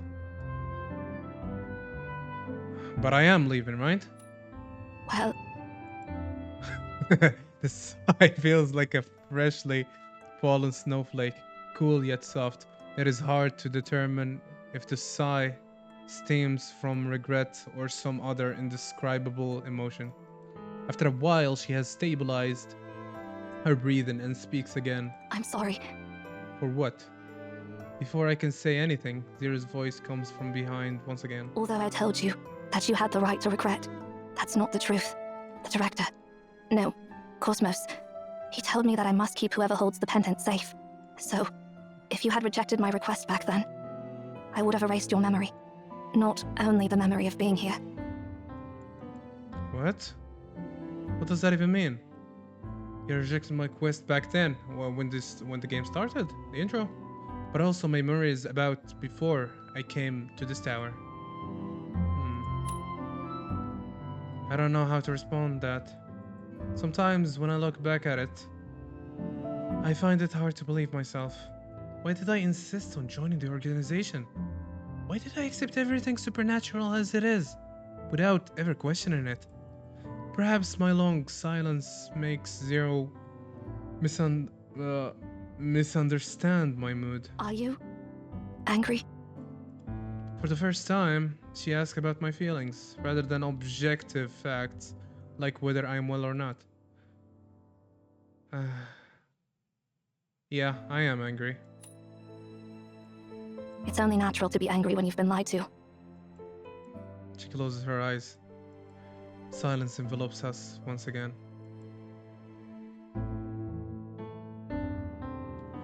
I don't know how much time has passed. Aunt Sherp, who has been silent since Zero woke up, trying to remain unnoticed, suddenly chirps. I look up at the surroundings, finally start to make sense. Not far ahead is the platform where Zero and I were before getting knocked into the air. And it is also the place where Eri-chan bid her final farewell to me. Let me down. Hold on. Despite my plea, the lady breaks free of my arms and lands gracefully on the ground. Zero?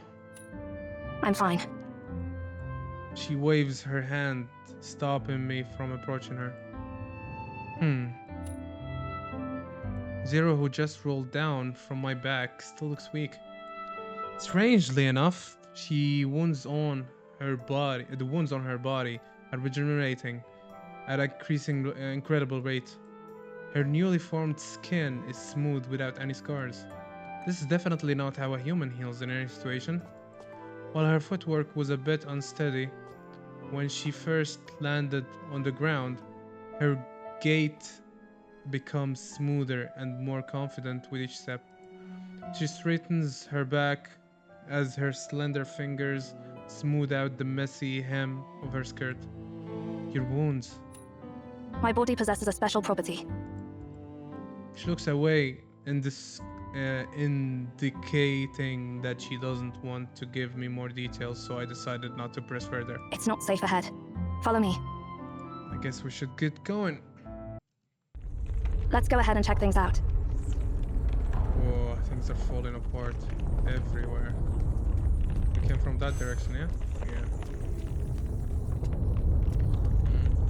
Damn, bro. Everything's falling apart.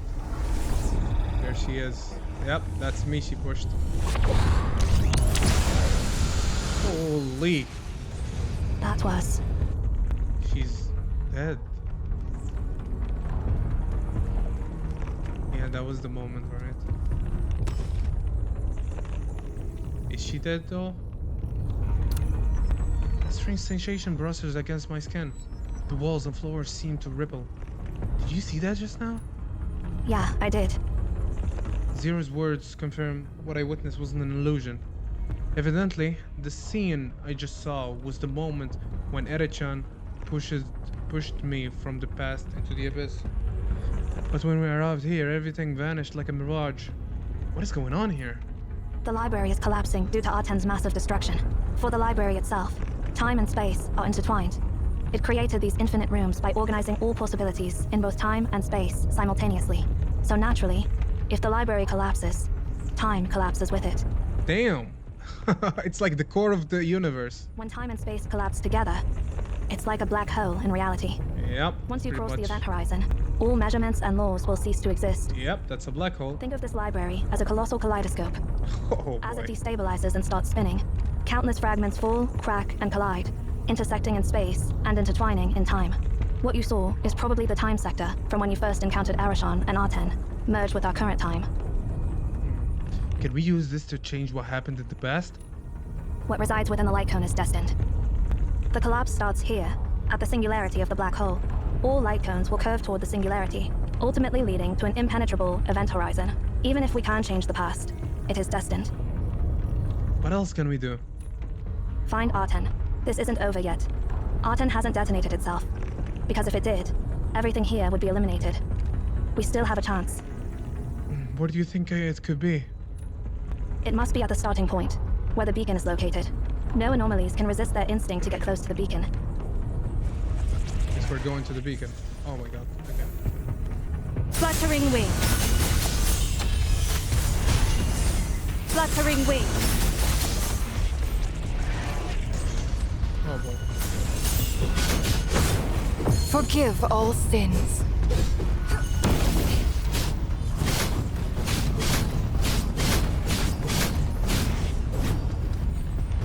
There's a trace left by Arten. Let's follow it.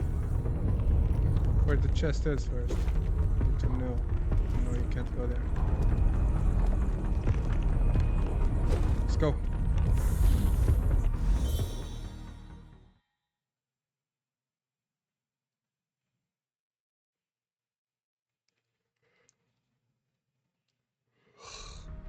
Okay. Oh boy. Yep. Time and space is collapsing hard. Holy. What? That is the right way, yeah? How do I know which time the chest is? Holy shit, man. If I miss it, I miss it until the Rex run, I think? We'll see.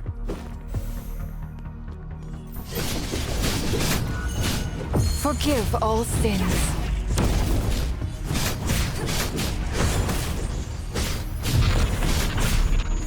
Oh my god! Holy shit, time and space is collapsing hard! Wow, using my ability like this is insane.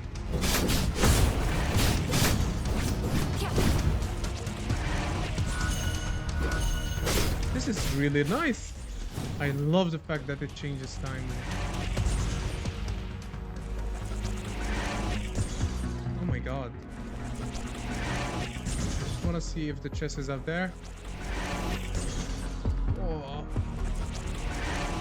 Everything is collapsing. We gotta go. Come on. You got to keep going. Whoa.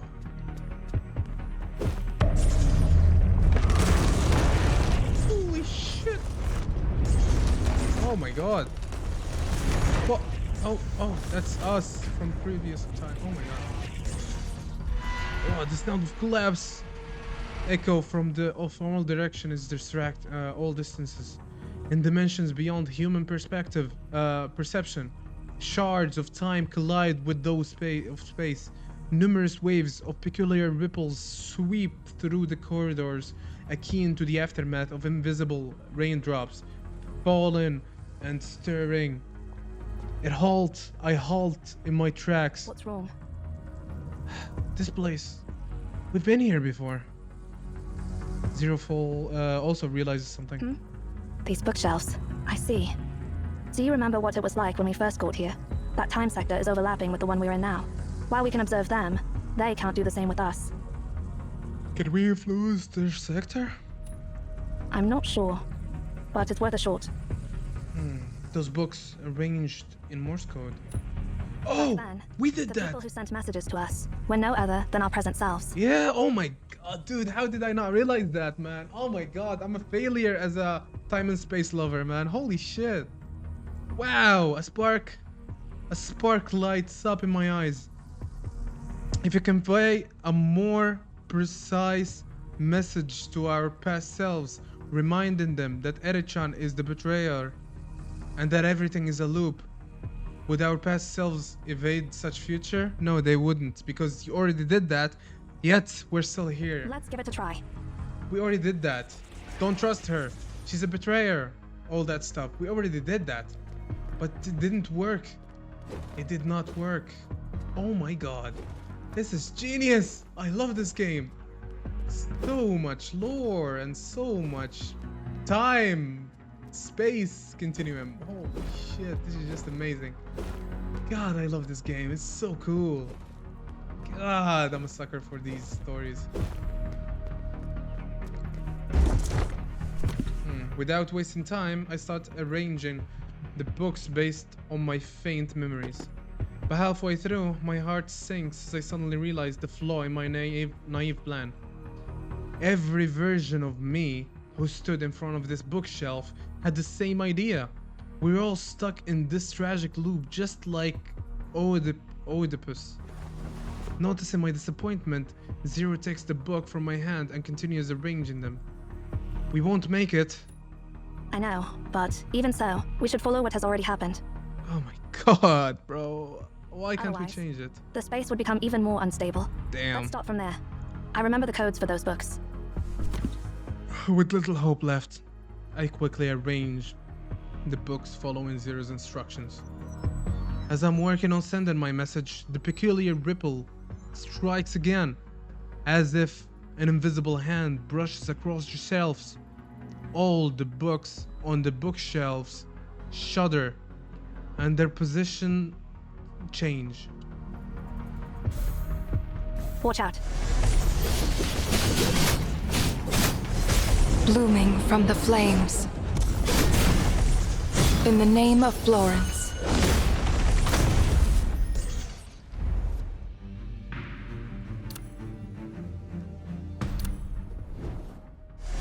Do not trust Eri-chan has been shortened to do not trust her due to lack of time. The distortion is over. This bookshelf now contains the books only from this time sector. Let's go. Oh my god.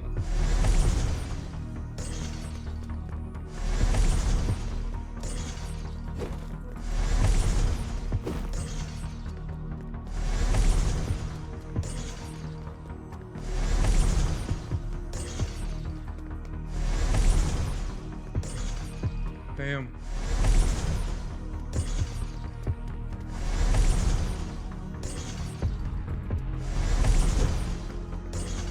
Oh shoot. Oh, what the hell? Gotta freeze time. Zawarudo! Tokyo tomare!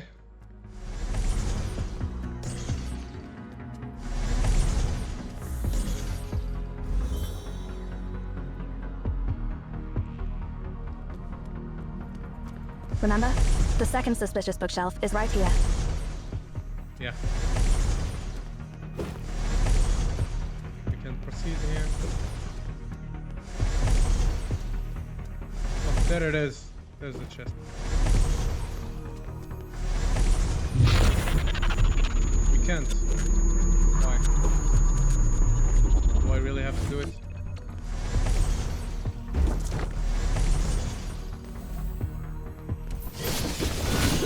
Forgive all fires burning.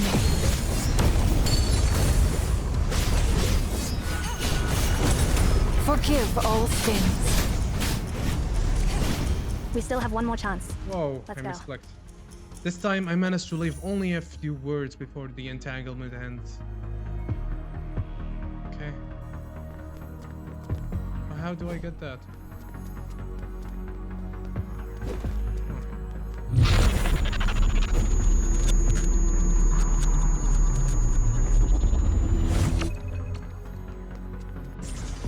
The third bookshelf is over there, but we can't reach it just yet.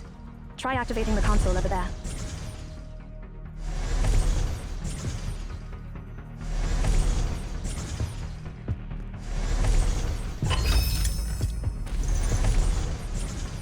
Okay.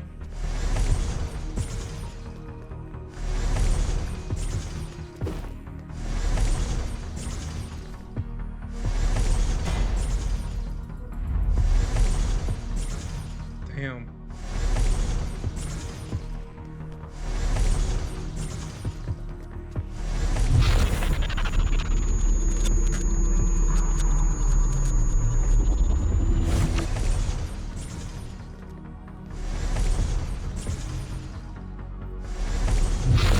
There we go. Oh my god, bruh. I just had to wait for it. Oh boy.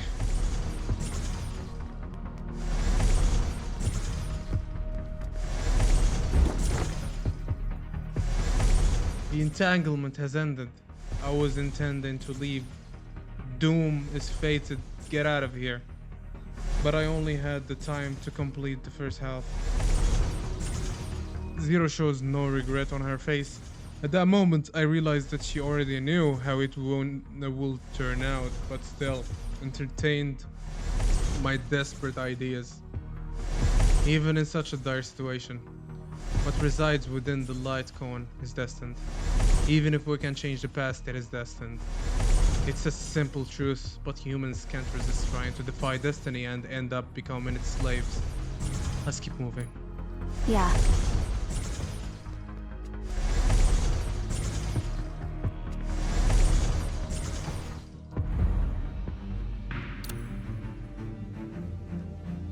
Oh my god, bro is back again. Oh my god. Come on, bro.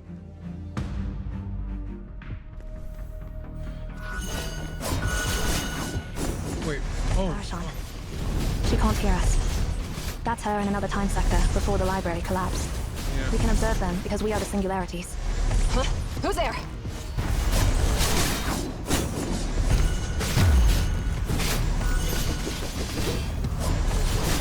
I'm still helping her, bro. All that mess. I guess we can't escape it, really. Forgive all sins.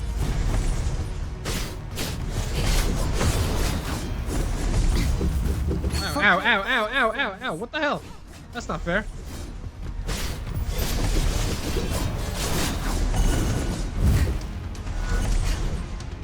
Stop. God damn it. Forgive all sins. You can't do that. You can't. What the hell, bro? I need a faster hitter.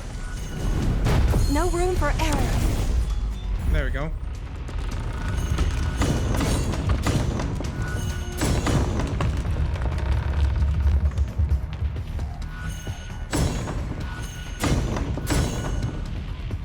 More and more formalists are swarming on.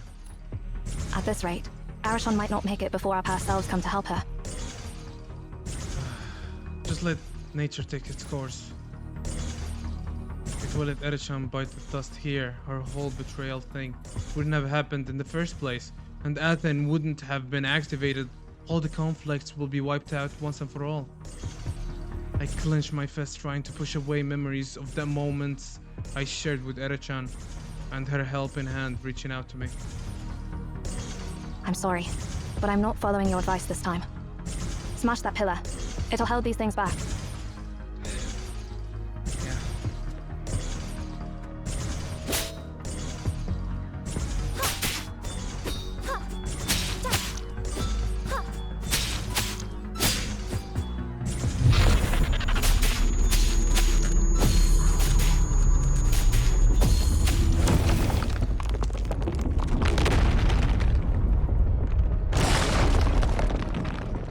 Farewell, Arashan. Damn, bro. There's nothing we can do, yeah? Ah.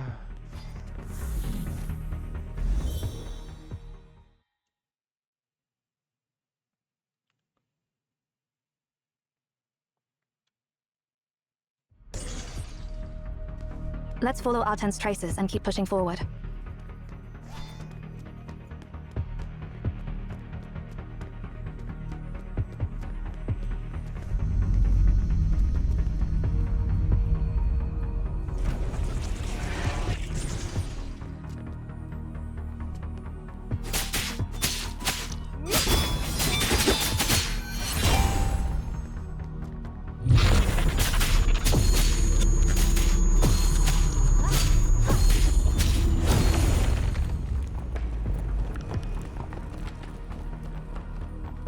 Now I understand. We were the ones who broke the doorway and stopped Sarvis from attacking us. Be careful. It's not safe here.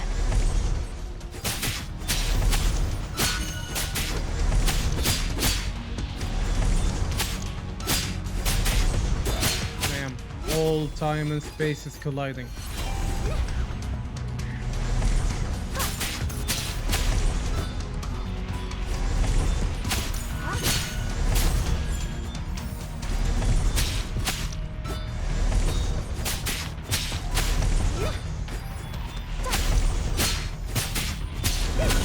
No room for error.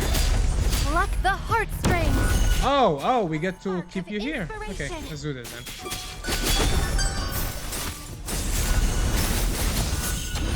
Fall. Ansu. End it all. Blooming from the flames. In the name of Florence.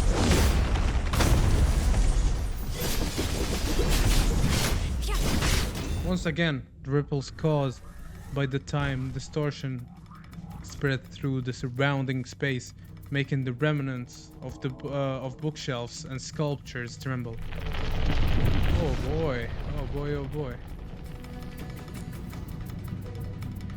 Deep within the ruins, a mutilated yet massive statue slowly rises up.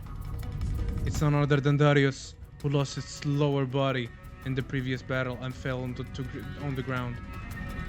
Having been dormant in this area for an unknown period, it has grown incredibly large after devouring countless things.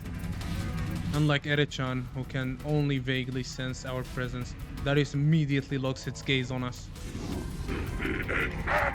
Damn, bro. You just won't give up, will you? Let's go. Despite only having half of its body remaining, the giant chases after us relentlessly. With its arms, it crawls forward in hot pursuit. Damn, bro. Being chased by this thing again.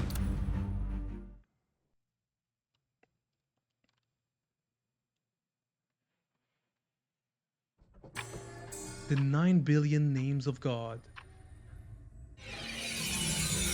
Miraculously, the end of the seal smoothly fits into the port of the processing module. The products of ancient craftsmanship and modern industrial standards meld seamlessly, concealing how the solid seal underwent such a transformation. It is as... oh my god, why does it skip from time to time? Why does it do that? It is as if someone has designed it precisely for plugging it into that machine that will be created in the distant future. The screen flickers for a moment and the lines on the screen starts moving again. What happened? In an instant, all the commands and letters vanish. The large screen lights up completely, creating a blinding white radiance. What happened? Is it done? No, too fast. After a brief moment of thought, Nana figures out the reason. So that's why. The screen displays information that relies on the brightness of countless pixels. Now, after a pixel lights up, the next code that requires it to be lit immediately follows without waiting for it to dim. The blinks of pixels can no longer keep up with the torrent code streaming by. Therefore, all that is displayed is a blinding white. The validation has begun. Overhead, without any fuss, the stars are going out. Oh, that was really short. Oh, that's it? 16, okay. I think we can handle this, yeah.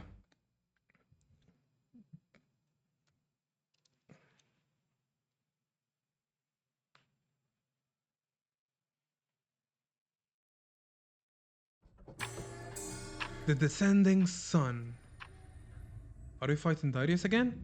The view opens up through an archway. A long broken bridge stretches across the abyss, leading to a giant black pillar. The cylindrical space stretches infinitely to the top and bottom, composed of hexagonal walls covered in countless arches, with millions of bridges extending from the arches connecting to the black beacon.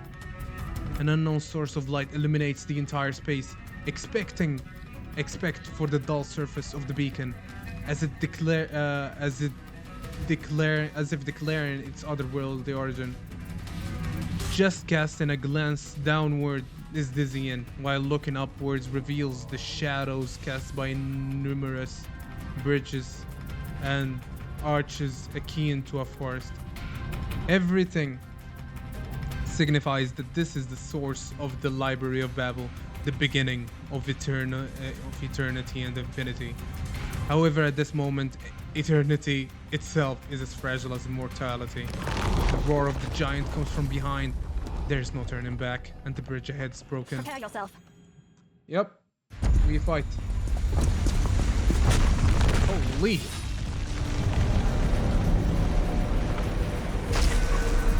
Oh no. Whoa. Oh boy. Here we go again. It's doing its thing. Ooh. Ouch. Behind you. The Eye of the Sun. The God Sun, whatever it's called. We've got to stop it right now. Holy shit, that's Athen. We're fighting Athen. Holy shit. Complete insight. Pluck the heartstrings.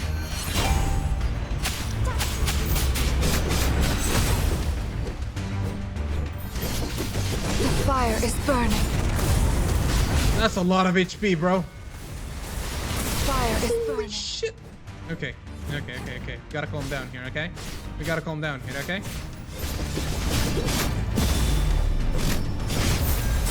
Fluttering wings.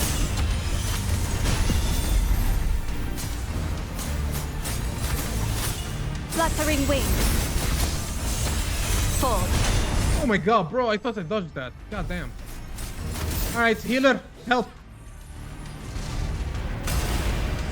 Ouch! Holy shit, that's a lot of damage.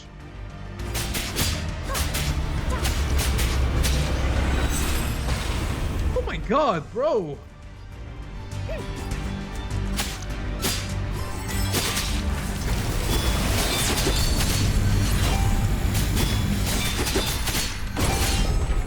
Here's the heart.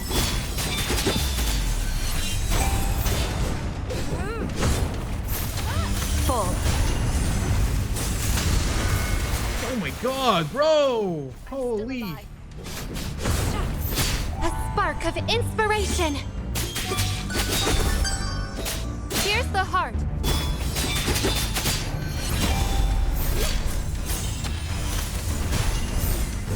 Don't die on me, don't die on me, don't die on me.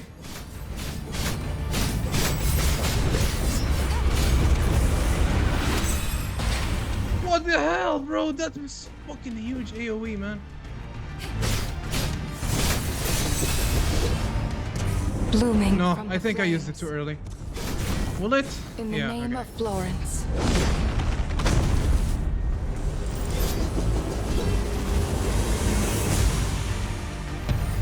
Holy shit! What do you want me to do? Yeah, there is nothing I can do about it. What the hell, bro? What the fuck is that? Complete insight. Pluck the heartstrings. Ansu. End it all. No, I don't have enough. I can't deal with this.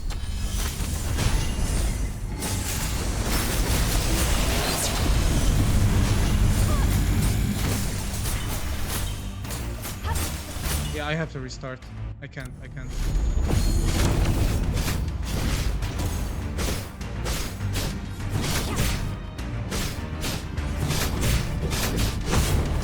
Blooming from the flames. In the name of Florence.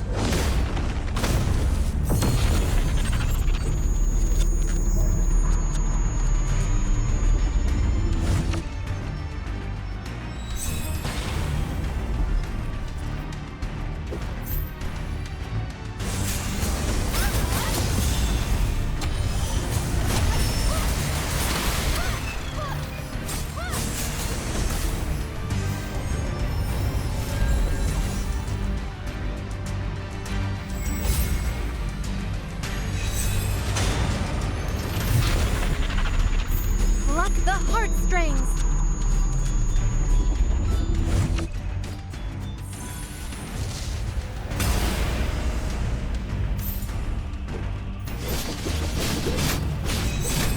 Forgive all sins.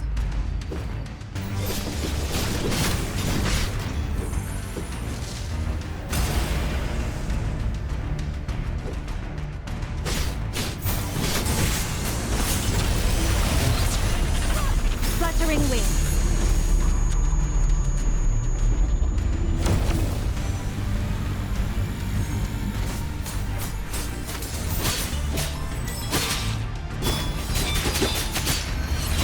A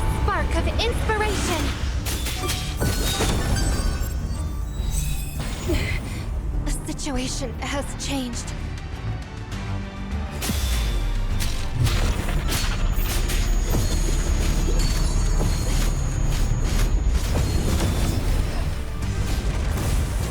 The fire is burning.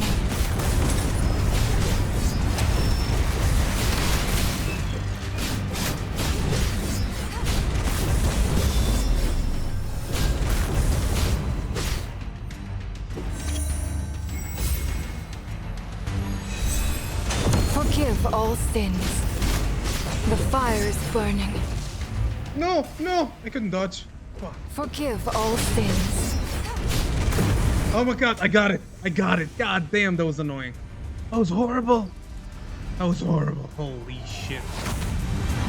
Whoa, we're flying again.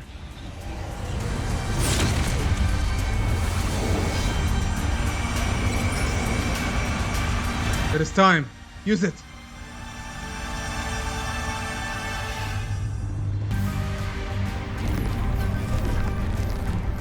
Verification has started. Let's catch up to it.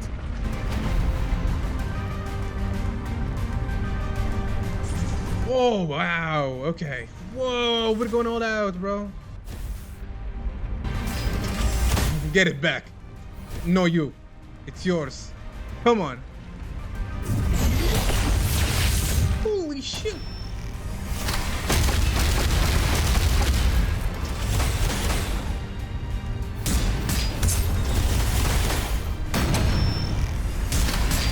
Holy shit, this is so cool. Come on. Ah! Bro, this is turned into God of War. Holy shit. Oh my god. QTEs at its finest. Sending commands. Don't let it run away.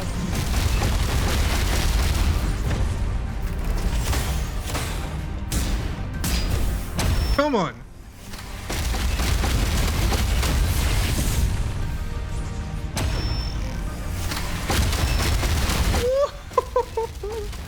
Holy shit, this is so cool. Come on.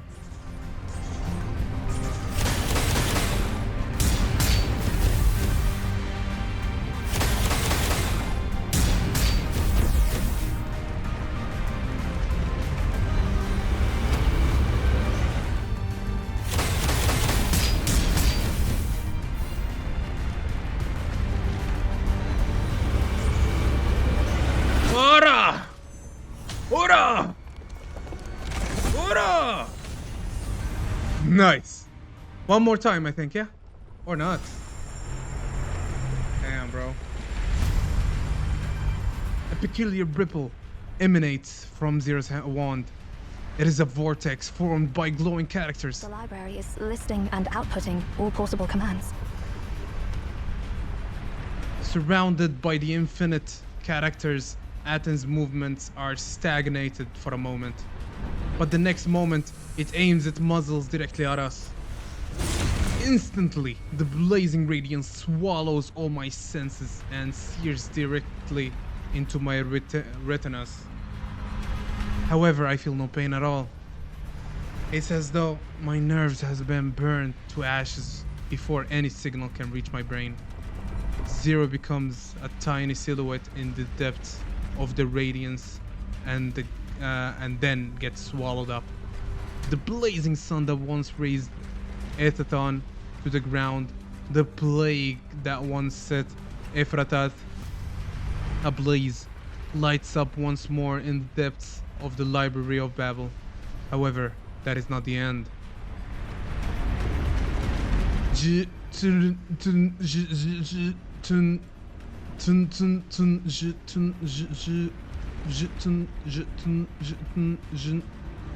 Countless characters have encircled the searing light of Aten.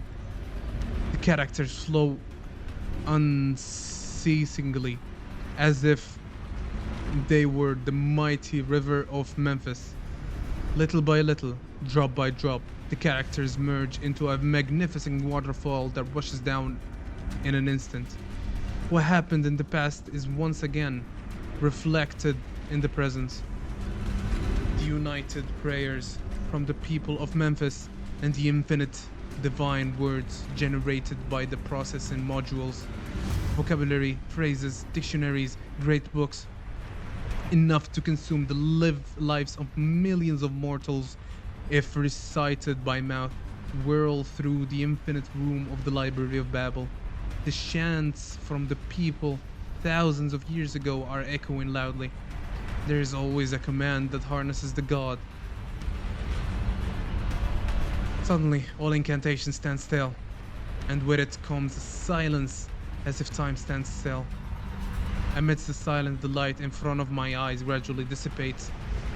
On an ebbing tide, space, matter, and distinct forms, one by one, return to my vision. The enormous copper sphere is levitating in the air. Rotating characters of the last command remain undissolved, as if they are planets circling the ancient sun.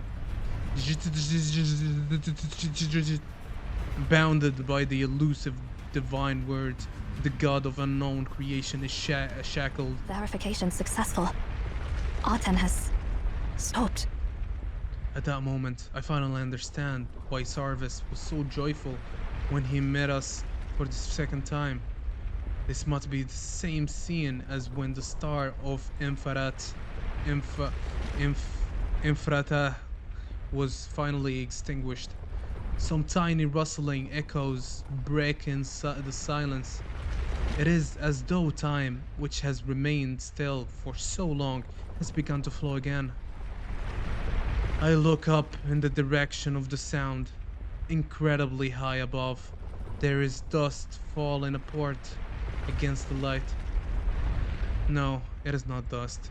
Rather, it is the ever disintegrating fragments of the battered library, made small only by the fact that they are so far away. Soon, the broken walls start falling like a torrential downpour, and the space itself starts to tremble. This realm is about to reach its limit. In merely a few moments, knowledge accumulated from thousands of years, all those truths, lies, and prophecies that will never be actualized, along with the vastness of texts generated by the library itself, countless volumes that have never been read from their creation to extinction, will be sinking together into eternal oblivion. It is said that all things will become clear before one dies. Now, Hystaspes Darius knows this to be true. Who am I? He examines himself in confusion, and all that comes into its view is a mutilated body. Why am I here? He looks around in confusion, as a myriad of things he knows as well, and yet seem so strange, are falling alongside him. Where am I going? Nothing but silence enveloped the world. Gazing into the bottomless abyss ahead of him, he suddenly realizes that is the end of his long journey, the inevitable end of his destiny? Death. Then everything became clearer. He recalls everything. He is Hystaspes Darius. He was the son of King Hyspastes, the most prominent figure in the court of Obed. He was the Emperor Darius, the ruler of the vast land of the Roaring Lion. He was the king of all kings, whose remarkable achievements had been witnessed by the magnificent waterfalls of Memphis. He was the master of the ancient sun, although it had never yielded to his command. However, 3 Emeons claiming to be from 2,500 years later deceived him, extracting the secret of divine words. Because of those Emeons, he lost his throne, his warriors, his army, and ultimately his dignity as a king. After waiting agonizingly for hundreds of years, he encountered those deceivers once again, only to be crippled by them, relying solely on his hands for mobility. Somehow, these deceivers quickly returned to meet him for a third time. He followed them, arriving at the location of the Black Monolith. A Upon reflection, he realizes that the monolith was likely the origin of the tower, the only thing befitting such a miracle. Then Faith whimsically turned the library upside down and flung it to a distant module, undergoing a complete revision. There he endured a prolonged existence. No longer could he traverse the battlefield with swift movements, chasing his prey like the lion of Obed. His crippled body confined his soul like a prison. However, he would never forgive those deceivers. Despite his losses, he still possessed patience, intuition, and instincts. Time was on his side, since those deceivers claimed to be from thousands of years in the future. He was willing to wait for thousands of years. He would wait until their birth, their tenure as Emeons, their arrival at the Library of Babel, their deceptions through countless ages, and every encounter they had with him. Eventually, the Wheel of Fortune would bring them back to him for a final encounter. During his confinement, the passage of time was immeasurable, or perhaps the very concept of time eluded him. During his eternal expedition, pain and hatred became increasingly clear in his mind. Fortunately, Faith was merciful enough to reunite him with the deceivers for the fourth time when it all began. Finally, he reaches their time, 2,500 years later. What an extraordinary achievement. Darius, the king of all kings, has triumphed over the time itself. However, it feels as if they are meeting him for the first time. Is this actually their first encounter with him? Nevertheless, he shall never forgive them, even if they are unaware of everything that happens later. A swift death would be too merciful. Those vile wretches must be subjected to the fear of dying before their actual death. Therefore, fueled by his hatred, he tightly grips one of the deceivers and flings them into the air. But how does he end up in such a miserable state? Previously, he had his upper half of the body intact, and now only his head remains. Then he realizes the bitter truth. Once again, he suffered a humiliating defeat, succumbing to the brazen deceivers. Everything he once possessed and everything he once desired crumbled along with the Library of Babel. The king of all kings stares into the abyss of emptiness. There is no starry sky he once desired, only darkness that engulfs him. Then he witnessed the final reward from fate at long last. A remarkable large piece of debris sweeps past. It was once the floor of a room. Let me see this one. Nice. And then a figure distorted like everything else catches his attention. However, the silhouette is unmistakable. Zero's pupils contract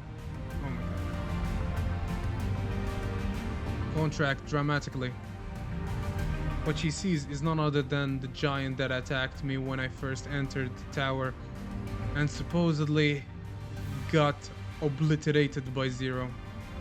The giant, with only half of its head remaining, looks in our direction. It wears a vengeful grimace mixed with a sense of relief from finally achieving its revenge. It encountered us 2,500 years ago and had its lower half destroyed by us 2,000 years ago. After arriving here pursuing our shadows, it has waited alone for 2,000 years before finally embracing another encounter with its foes. Its revenge, spanning thousands of years, now reached its climax at this moment.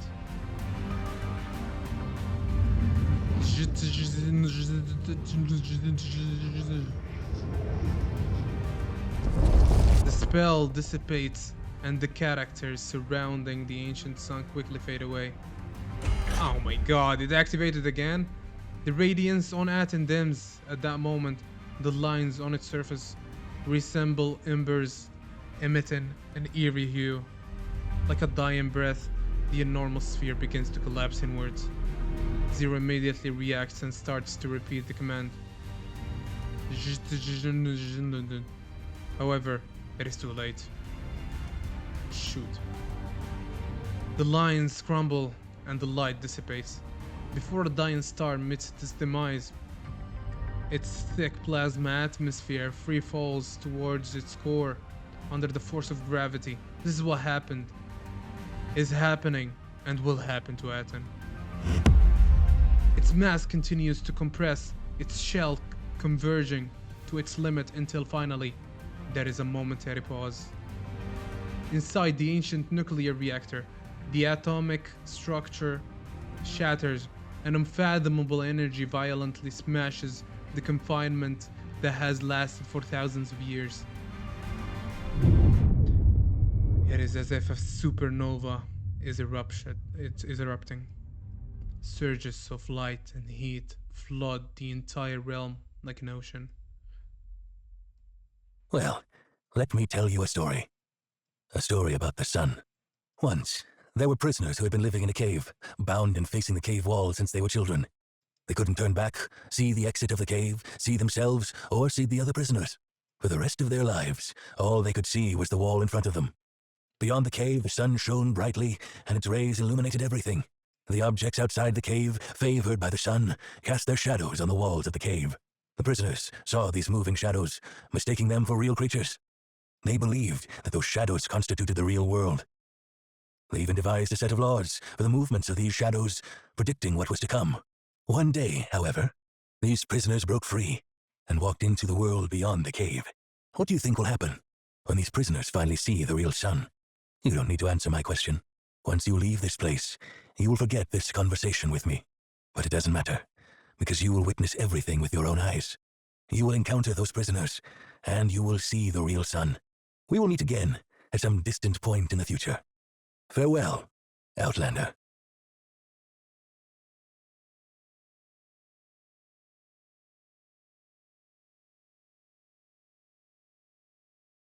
Ah, indeed. I have seen the sun.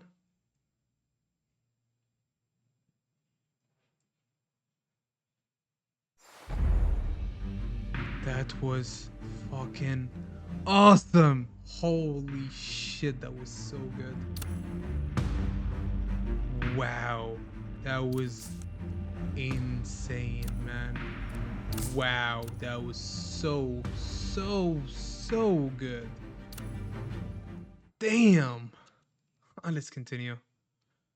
Woo wee. This chapter was awesome. The downfall of the tower. Now the game starts, I guess, yeah? It was a time so long ago that the concept of history had not yet been born.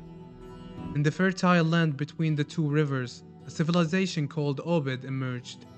Under the banner of the new civilization, a city named Eridu was established in the cradle of water. It was the first city and the first civilization in the Fertile Crescent. What is New Eridu? Legend has it that the god of water descended from the heavens and landed here, thus establishing Eridu. However, where did the god who bestowed kingship go after the city was founded? A scholar in the empire was curious to find the answer. In pursuit of the god, the scholar traveled up the river, night after night, day after day. He covered every corner of the Fertile Crescent, but found no sign of the god. Disheartened, the scholar aborted his journey and set out for home. And then, on his way back, he witnessed a shocking black shadow stretched across the center of his path. From a distance, it looked like a long black needle piercing through heaven and earth, and sewing the world into one. Upon closer inspection, the long needle appeared even more magnificent than he had imagined, resembling a black monolith.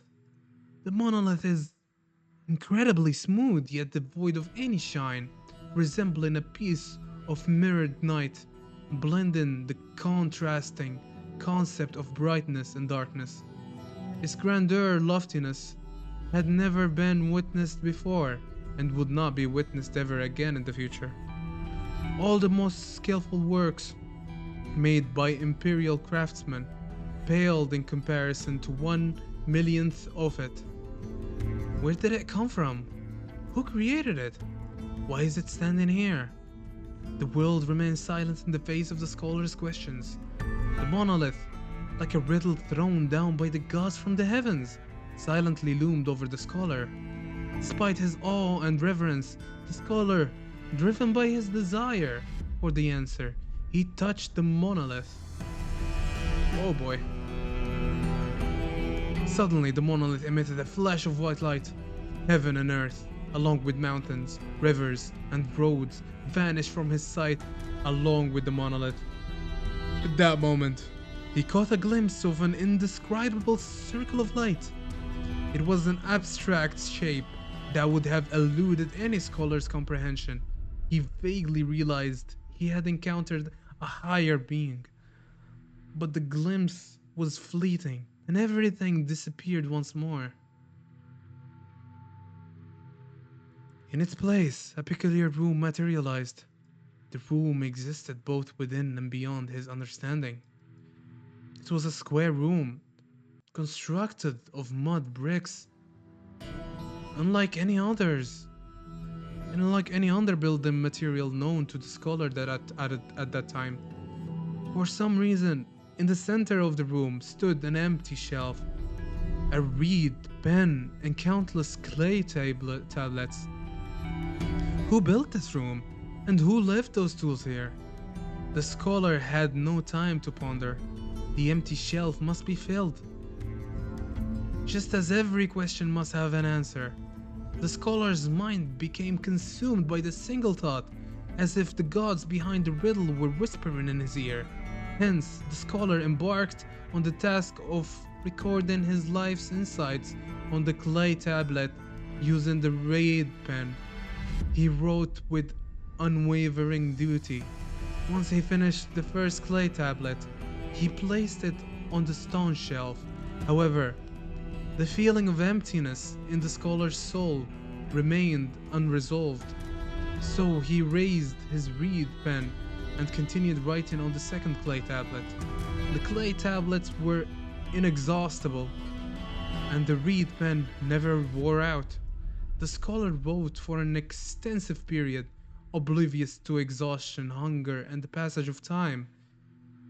As the first shelf was filled with clay tablets, another shelf materialized out of thin air. This was followed by a third, fourth, fifth, and so forth. After all, the shelves, and even the room itself, were laden with clay tablets. The 3 walls vanished, revealing 3 passageways that led to 3 new rooms. By offering one's knowledge, one would obtain the god's mercy and the privilege to use this realm. Finally, the scholar comprehended that he had stumbled upon a miracle, and so, pointing to the land, the scholar declared, "Come to me, we shall erect a tower here." And so, the tower ascended towards the sky, and knowledge flourished within its walls. Foundations were laid, pillars were erected, and walls were constructed. What is the monolith though? I don't see it in here. I was trying to look for the monolith. I don't know. Materials including bricks, cedar, and stone. Professionals including artisans, boatmen, miners, flaked from all directions. A miracle took root in the earth and grew with the passing years. Conquerors came and went, empires rose and fell, dynasties changed, and so did the thrones. Only the tower stood as the testament to the passage of time. And so, the construction of this tower persisted. Day after day, year after year, generation after generation, and so the tower will eventually reach its completion, and it will inevitably meet its downfall. Such is the fate of this tower to the heavens. Within the tower, a tale will pass down. It was a tale of the god of the sun. On the first day, when Itatoth, the city of eternal night, what the hell is that? I can't even read it. I can't even see it. Lay enshrouded in darkness, it emerged as an answer to the fervent prayers of its devoted subjects. Its radiant light permeated the vast expanse of the world. On the second day, it glimmers with a brilliance surpassing the eye of Leo, refusing to partake in the celestial dance of the other stars. Beneath its radiance, all living beings flourished. On the third day, it unleashed its divine wrath, desiccating streams, withering grass, scorching roofs, and razing Etathon to the ground.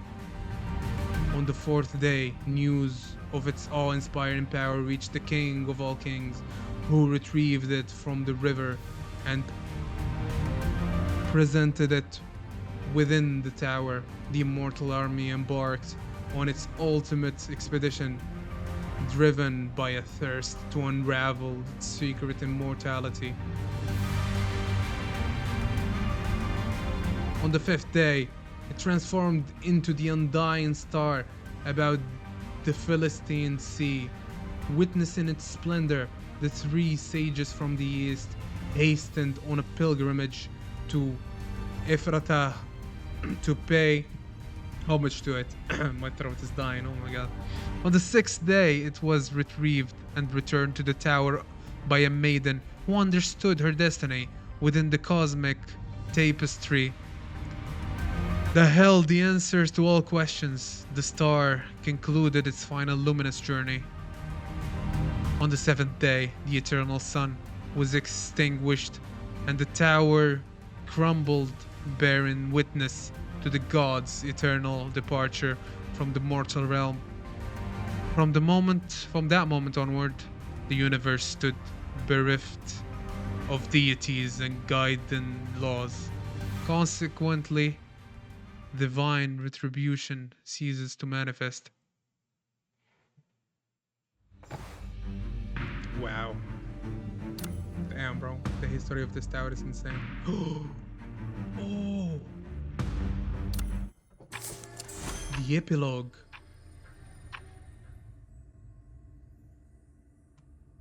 There are two grandeur rivers in the world. One originates from the immense mountain, rushing thousands of miles eastwards into the sea, nourishing the entire fertile plains. The other flows silently in the depths of history, unseen by the world, yet its basin is even more vast. The agricultural production in Songlin City is going smoothly today. Send the report regarding the anomalies in the Grandu River to Feng Bei, so you and Xian can review it. And send a copy to the central database of CAVE, too. The report has been sent to Feng Bei. Can you remind me where we're supposed to send a copy? Didn't I just say it? It goes to the central database of CAVE. Huh? But isn't the database right here? No. If I remember correctly, the central database is actually located at... The woman with dark green hair covers her forehead. After prolonged contemplation, she turns to her. When did the tower in Obek collapse? Tower in Obek. Wait, did the Babel Tower, did it collapse? Wait, how long has it been? Are you talking about the legendary Tower of Babel? Tower of The tower Babel, built thousands of years ago. Wait, did you say collapsed? The Tower of Babel collapsed? Xing lets out a sigh of relief. Humanity's collective unconsciousness almost had us believing a different story about it. Something must have happened to Emeon in the Library of Babel. Whoa, what a room, bro. Damn, bro. Holy shit, everything is white. What is this? What? Nier Automata, hello? The melodious sound of the lyre dances beneath the young Duchess's nimble fingers, floating above the open courtyard. This melody could have soared freely like a bird in the vast sky, but an ominous cloud in the distance hangs over everyone, causing it to fold its wings and linger amidst the purple iris bushes. Finally, a raindrop lands in the heart of a blossom, releasing a faint fragrance that mingles with the piano's resonance. Before more raindrops arrive, an umbrella opens, shielding the young Duchess. Your Grace, the election for the new Holy Cardinal is about to begin. The Holy Court has extended an invitation, and the other cardinals have already departed for Jafriel. Noticing her master's indifference, the young steward's tone grows urgent. I understand that leaving Bellefontaine at this moment would be a bold request. However, if we remain here, we can only witness the villainous Sistine ascending to the throne.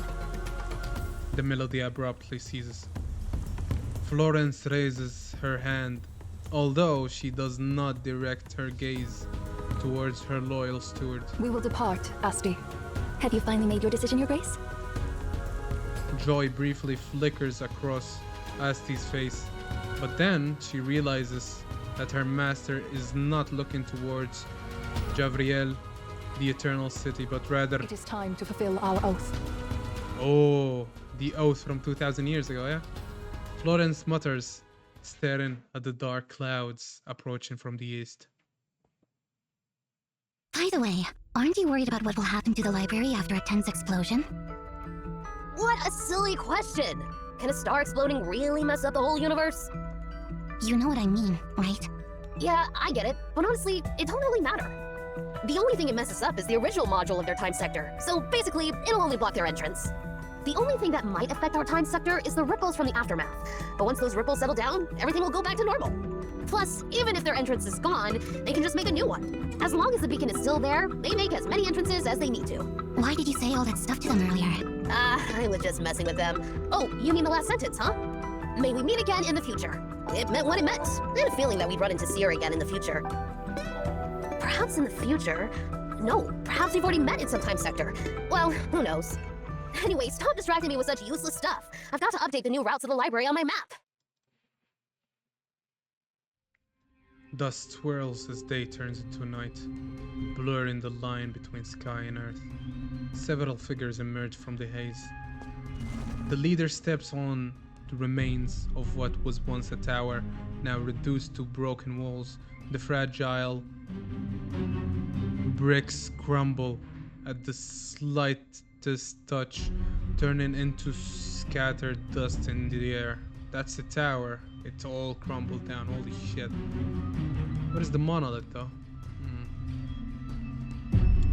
The more magnificent something is, the more tragic it will be after it collapses. The person covers her mouth and nose. Curse that bull starter. How dare he give me such a stupid mask? And don't even get me started on the god of the sun. There isn't even a single intact brick here. Am I supposed to recycle air or something? Huh? Her words come to an abrupt halt. Ooh, hello there. A harsh wind cuts through the swirling sand, as if thunder is splitting the dark clouds. Everything becomes clear once again.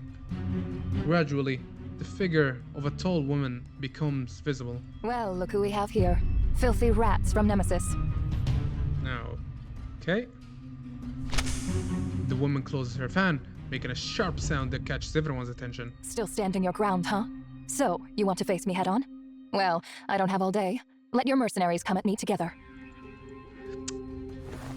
The figure raises her hand, and all the mercenaries step back until they are completely concealed within the sand. The black-haired woman puts away her fan and looks in the direction the invaders retreated. Instead of giving chase, she lowers her gaze to two unconscious Emions at her feet. I was on a business trip when Viola called me, so I thought I'd drop by, but I didn't expect to clean up such a mess. Now this is just miserable. Huh? Only 2 of them managed to escape. How strange. And who's this? I am the new seer. Hello.